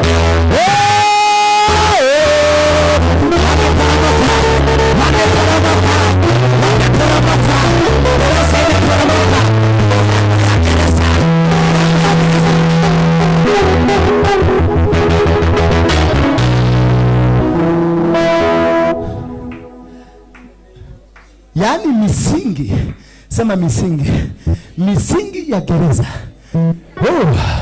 Mara milango yote, mara immediately. When you summon the earthquake in your life, when you summon the earthquake in your business, when you summon the earthquake in your marriage, when you summon the earthquake in your ministry, sasa ninaitisha earthquake.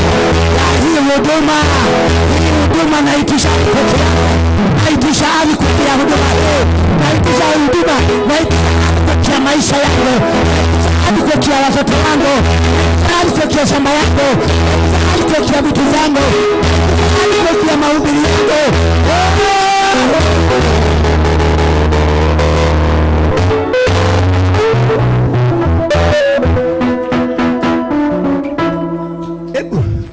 Rudia kidogo. Hebu itisha earthquake ya biashara yako. Itisha earthquake ya huduma yako. Itisha earthquake ya huduma hii. Itisha earthquake ya mzee wako. Itisha earthquake ya bibi yako. Itisha earthquake ya watoto wako. Wamefungwa kule ndani. Itisha earthquake, hauwezi kuingia. Mahali wamekuweka, hauwezi kuingia. Summon the earthquake. Summon the earthquake. Summon the earthquake. Summon the earthquake. Milango ikafunguka na minyororo iliyowafunga hao wafungwa ikaachana. Kama unasikia minyororo imekuacha, tembea ni kama umeachwa, tembea ni kama umeachwa, tembea ni kama uko huru, tembea ni kama umeachwa, kama minyororo imekuacha. The earthquake has done it. The earthquake has done it. The earthquake has done it.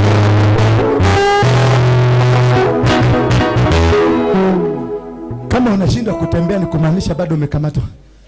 Kama hujatembea mita kama 10 ni kumaanisha bado umekamatwa. Na kama bado uko na usuni ni kumaanisha bado uko ndani. Ndani. Jela waliokuweka hauna uwezo wa kuifunja. Jela waliokuweka hauna uwezo wa kuifunja. Ile jela walisema utakaa.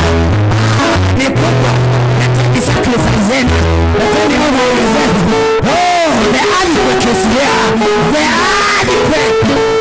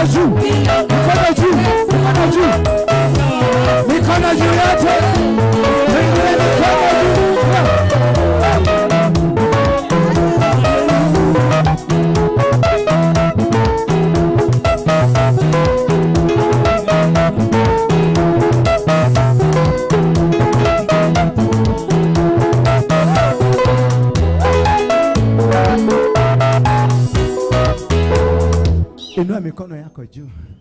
Tunataka kuzungumza na Mungu sasa. Ati sasa tuna summon the earthquake.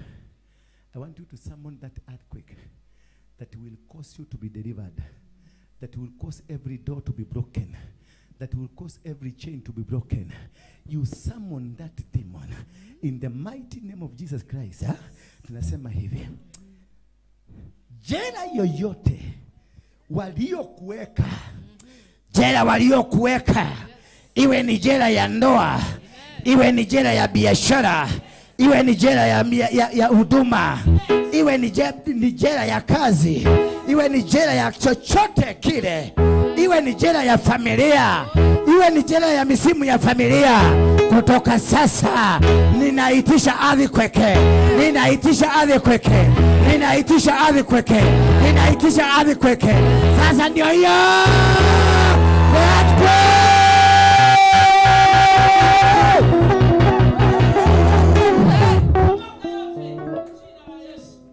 In the mighty name of Jesus, lete.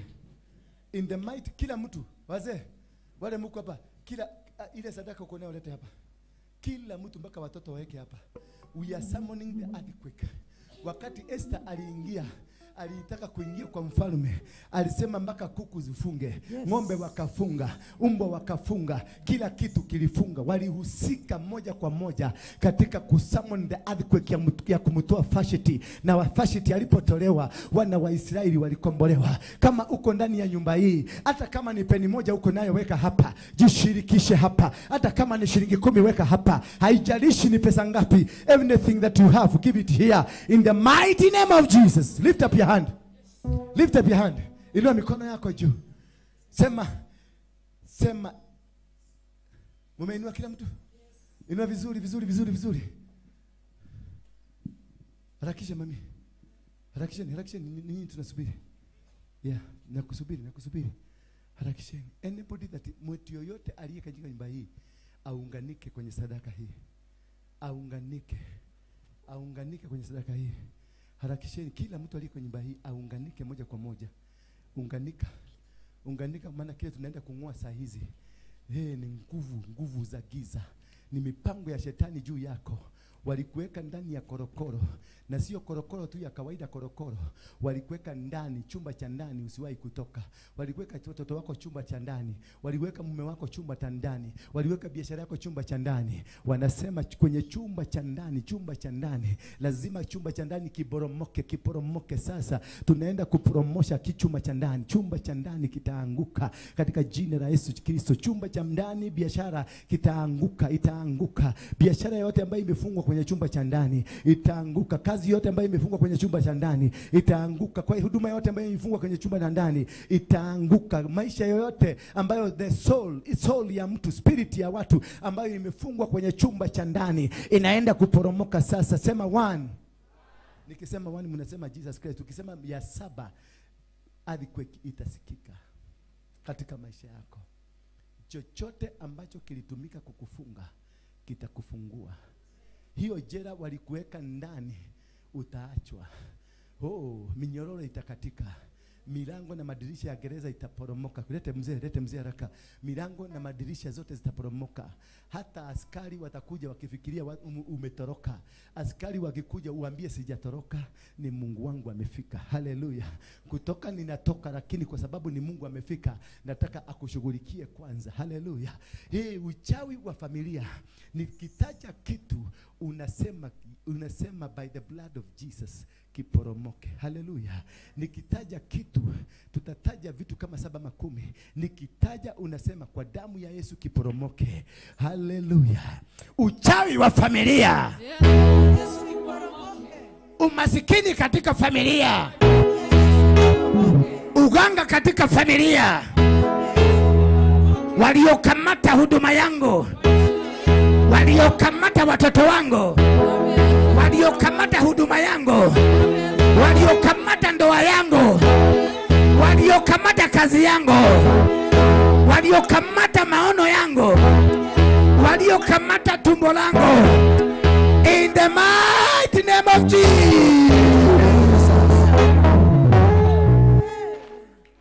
1, mnasema blood of Jesus. 1, 2, 3, 4, 5, 6, 7.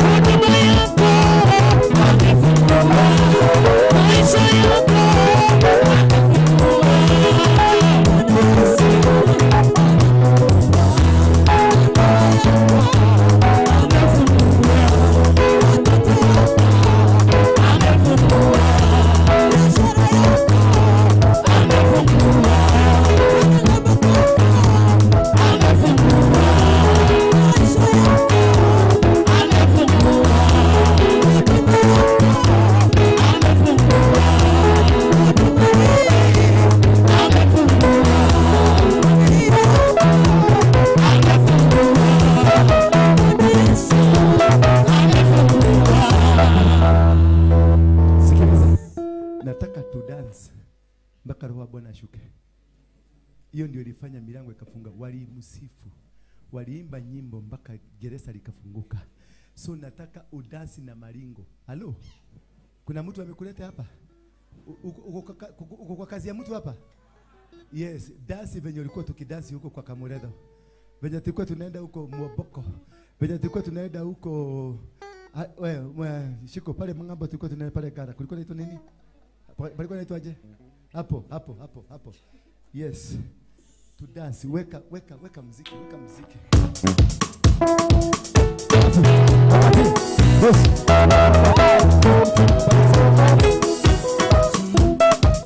Aya. Hebu. Sikiliza. Niangalia hapa. Niangalia. Na malingo.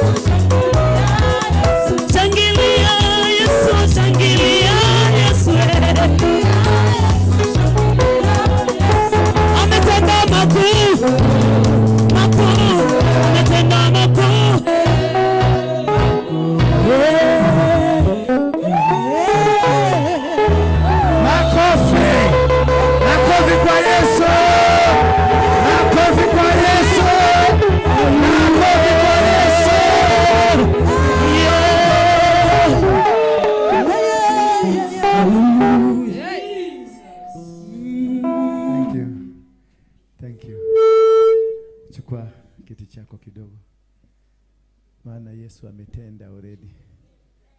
Bwana Yesu asifiwe sana. You are no longer the slave. Umewachwa huru. Bwana Yesu asifiwe sana. Umewachwa nini?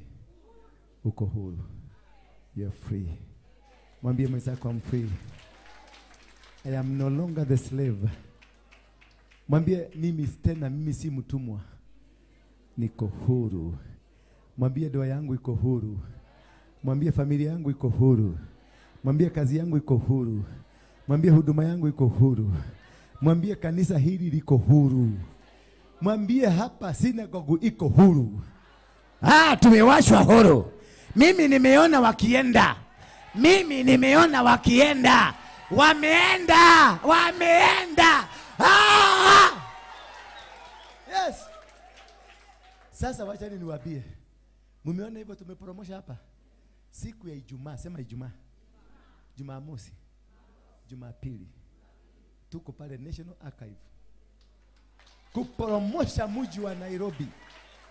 Kukamata. Na tukifika archive siku ya Jumapili, hakuna mtu kuvaa kiatu. Wale watu wa special wa kuvaa viatu mkae nyumbani. Tunaenda kumiliki mji. Tunaenda kukamata. Tunaenda kufukuza Waislamu. Tunaenda kufukuza Wahede. Tunaenda kufukuza wachawi na warogi na Illuminati. Lazima turudishe mji wa Nairobi kwa Kristo. Na kurudisha mji wa Jericho. Bwana akaniambia nimekupatia mji wa Nairobi, lakini akaniambia usiogope wala usifadhaike. Nitakupigania, maana mji wa Nairobi ni ahadi ya Mungu na baba zetu. Na ndiye ameniambia nilikuwa na agano na baba zako. Mji wa Nairobi umetekwa nyara na Hagai. Hagai na watoto wake wameteka mji wa Nairobi. Hagai na watoto wake wameshika mji wa Nairobi. Sasa nimeambiwa kumbe Hagai ndio Wajebusi. Kumbe wa Hagai watoto wa Hagai kumbe ndio Waamori. Kumbe watoto wa Hagai ndio wa Girigashi. Kumbe watoto wa Hagai ndio wa Peruzi. Kumbe watoto wa Hagai ndio wa nani? Atirevite, Wahivite, alafu tena Wahiti. Kumbe watoto wa Hagai ndio wamekuletea mabomu. Kumbe watoto wa Hagai ndio wameuza heritage yako. Kumbe watoto wa Hagai ndio wamekamata mji, ndio revival isingie. Bwana akaniambia kanyagisha miguu yako Nairobi. Kanyagisha miguu yako. Uende mpaka National Archive. Nimekufungulia milango. Lango.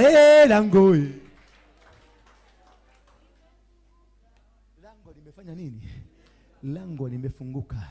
Kama bado uko kwenye mapango, na kuambia kama bado uko kwenye mapango yale yalikuwa umefungiwa, wewe ni uko peke yako, maana mlango wa jela umefunguka, madirisha ya jela imekufunguka, minyororo ambayo ilikuwa imekufunga imefunguka. Mji wa Nairobi umerudishiwa Kristo.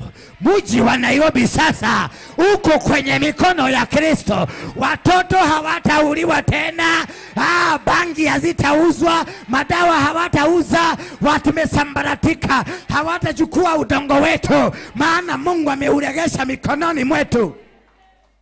Yes. Sisi ma prophet. We are not prophets. We command. Prophets wanasema kutakuja kukua. Sisi hatuogoji kukue. We command. Masaa ya maprofeti imeisha. Ambia mwenzako masaa ya maprofeti imeisha. Sasa ni masaa ya makomanda. Sema makomanda. Sasa ni masaa ya nani? Ya makomanda, kukomanda. Hello. Ni masaa ya kukomanda. Ni masaa ya kusema, na kusema kitu kinafanyika, na kusema kitu kinatendeka. Kama walikuwa wamefunga wanakufungua, kama walikuwa mkungunyanja unarudishwa, kama walikuwa wanataka kupiga unawapiga. Ambia hao maprofeti sasa kaeni chini. Ofisi yenu imefungwa. Mambo ya kuambia ati nimeona kutakuja kukua, kutakuja kwenda, hiyo imefungwa. Sasa ni kuingia ikulu. Kuingia nini? Tukisema kesho ni kuingia ikulu, ni kuifanya nini? Ni kukomanda ambia Ruto, I command you in the mighty name of Jesus. Funga virago uende Sugoi.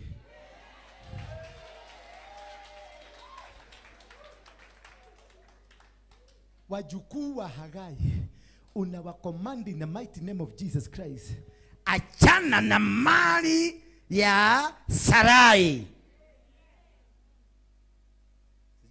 Mnanishikanisha? Are you arresting? Are you arresting the situation? Yes. Arrest the situation. Yeah. We have to set free the capital city. For the revival to come, we have to set it free. Lazima tutangaze. Lazima utatoa kiatu. Lazima utakanyaga ardhi. Na ubebe udongo wa Kayore. Ubebe mchanga wa Dandora. Ubebe mchanga wa Githurai. Ubebe mchanga wa watu wa Kiambu. Ubebe mchanga wa Ngong, wa Kajiado. Ulete mpaka City Center National Archive pale kati can compare. We decree and declare that Nairobi for Christ. Yani Yesu tumuinue, tumufanye mfalme wa Nairobi. Yesu na tumusifu pale. Na hakuna kuhubiri. Wewe usiende kuhubiri huko. Ukaangalia kuhugago shuhura hayo gorota kitu kile. Ni kuabudu, ni kupiga nyimbo mpaka milango. Hado raigwa Paulo ni mahujirie. Hado Silas mahujirie. Waliipa mpaka milango ya gereza ikafunguka. Waliimba milango ya gereza siku 3 za kuabudu Mungu. Stories za Bible weka kando za kuhubiri ati Bible says no. It is now we are communicating with the owner of the Bible. We are communicating with the owner. We have the mandate sasa kusema Nairobi iko mikononi, kusema hakuna michafuko Nairobi, hakuna mtoto atauliwa Nairobi, kusema duka zitauza, kusema kusema baa zote za Nairobi capital city zimefungwa na zinafungwa. Hallelujah. Kusema hizo nyumba zikuwe na makanisa, afadhali tukue na kanisa hapa, kanisa ingine, zimeshikana laini. Baka inafika wakati naenda na abia pastor huyo mwingine, si unigawie watu 5 maana kumepuguka. Yes. That is what we are now. Tumeingia hapo. Tumeingia nini? Tumeingia hapo. Hau ni hotori. Friday, Saturday, Sunday. Sasa wale watu wanaobaga, wale wanafanya nini? Kutoka sasa. Kutoka lini? Kama wewe unajua kufunga, kutokula na kukunywa, tunaenda vita. Tunaenda kungoa mfalme. Hello. Deuteronomy 7. Ani tupatie Deuteronomy 7. Deuteronomy 7 kile. Yani iliyowafunga hao wafungwa ikaachana. Yani hii kitu kinanijenga. Mara milango yote ikafunguka na minyororo iliyofunga hao watu wafungwa ikaachana. Yani haikuguzwa. Haikuguzwa. Ikaachilia peke yake. Maana moto iliwaka. Kumbukumbu la Torati ni la sheria. Torati ndio sheria. Kumbukumbu la sheria. Mwenyezi Mungu, Mungu wenu. Nisikilize sasa hapa. Mwenyezi Mungu, Mungu wenu atawafikisha kwenye nchi ambayo mnakwenda kufanya makao. Sijui kama mmeelewa. Unajua ninaweza kuomba Mungu aniondolee nyinyi yote, aniletee watu wanamuelewa. Mnajua ninaweza kusema hivyo? Yeah? Aondoe nyinyi yote. Kama sasa hivi ati unaenda kupatiwa na bado umekalisha hiyo manani yako kwa kiti. Na unaenda kupatiwa kai. Mimi sijaiona watu kama nyinyi. Watu you are never sensitive to the spirit when the spirit is speaking. Haya, Mwenyezi Mungu, Mungu wenu atawafikisha kwenye nchi ambayo mnakwenda kuifanya makayo yenu. na atayafukuza. Sijui ni nini. Yaani kamuliaroge. Atayafukuza mataifa mengi kutoka nchi hiyo. Yaani kumbe ni nchi iliyo na watu. Ni nchi ambayo it is not free. Imekaliwa na Mungu mwenyewe, si wewe, si akili yako, si masomo yako, si nguvu yako. Yeye mwenyewe atafukuza hawa watu, atafukuza. Amen. Amen. Atayafukuza mataifa mengi kutoka nchi hiyo. Mutakapoingia Friday, atayafukuza mbele yenu mataifa 7 makubwa na yenye nguvu kuliko nyinyi. Hayo mataifa ni gani? Ni Wahiti, ni Wagirigashi, ni Waamori, ni Wakanani, ni Waperezi, ni Wahivi, ni Wayebusi. Mataifa 7 yaliyo na nguvu, yaliyo na uwezo. Tuendelee. Mataifa 7 yaliyo na uwezo. Verse number 2 inasema hawa watu utawafanya nini? Pia baada ya Mwenyezi Mungu wenu kuyatia mikononi.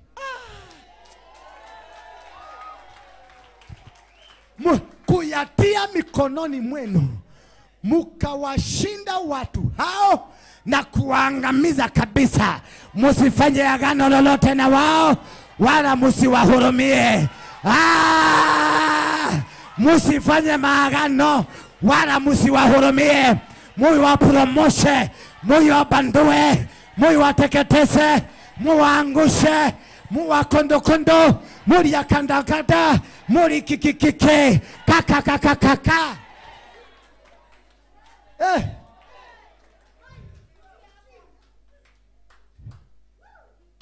That is it. That is what you shall do to them. Don't sympathize with them. Don't spare them. You shall destroy them. You shall dismantle them. You shall bring them down. You shall create your own territory. God will have done. Verse 4. Tusome verse 4.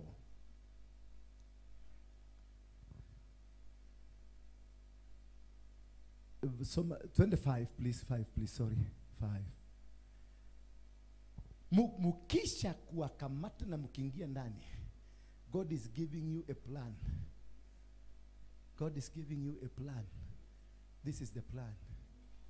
Mukisha wakamata, muafinye. Lakini watendeni hivi: mutazivunjilia mbali madhabahu zao na kuzibomoa nguzo zao na sanamu za Ashera. Mutasikatalia mbali na kuzitia moto sanamu zao za kuchonga.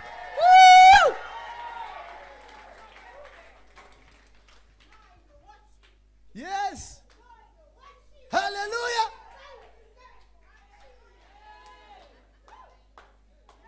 That is it. That's the power of God. That is what God is instructing you to do now. It is not a joke now. We have taken over. We have taken over the capital city. 7 days from now. 7 days of prayers. 7 days of capturing the city. 7 days of making it. 7 days of conquering. 7 days of making. 7 days of winning. 7 days of destroying them. 7 days of destroying their altars. 7 days of bringing them down. 7 days ya kubomoa shera zao, ya kubomoa madhabahu yao. 7 days ya kuwabomoa. 7 days, 7 days, 7 days. Mataifa 7, mataifa 7 yaliyo na nguvu, mutabomoa madhabahu yao, mutabomoa shera zao, mutabomoa kazi zao, zitaanguka.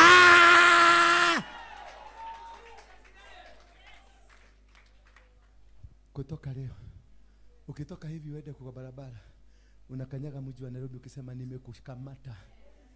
Kila siku kiamuko naambia Nairobi uko mikononi mwangu. Ukienda kulala naambia Nairobi niko mikononi mwangu. hata ukienda kwa choo unasema hata kama wewe, hata kama unaenda Ruai huko kwa mikononi mwangu, utasafiri Ruai, lakini ukijua ukifika Ruai, represent me there, kamata Ruai. Yes, we are in the business, serious business now. Sasa hiyo ndio nitako biashara ile tuliitiwa. Hello, hiyo ndio biashara mimi ile niliitiwa. Na sasa niko in my business. If you are not part of my business, please quit. Please go. Please, I beg you, get out of my way. Get out of here. I am in my business. Mwambie mwenzako, I am in my business now. I am where I am supposed to be. I am where I am supposed to be. Yes. And now may the grace.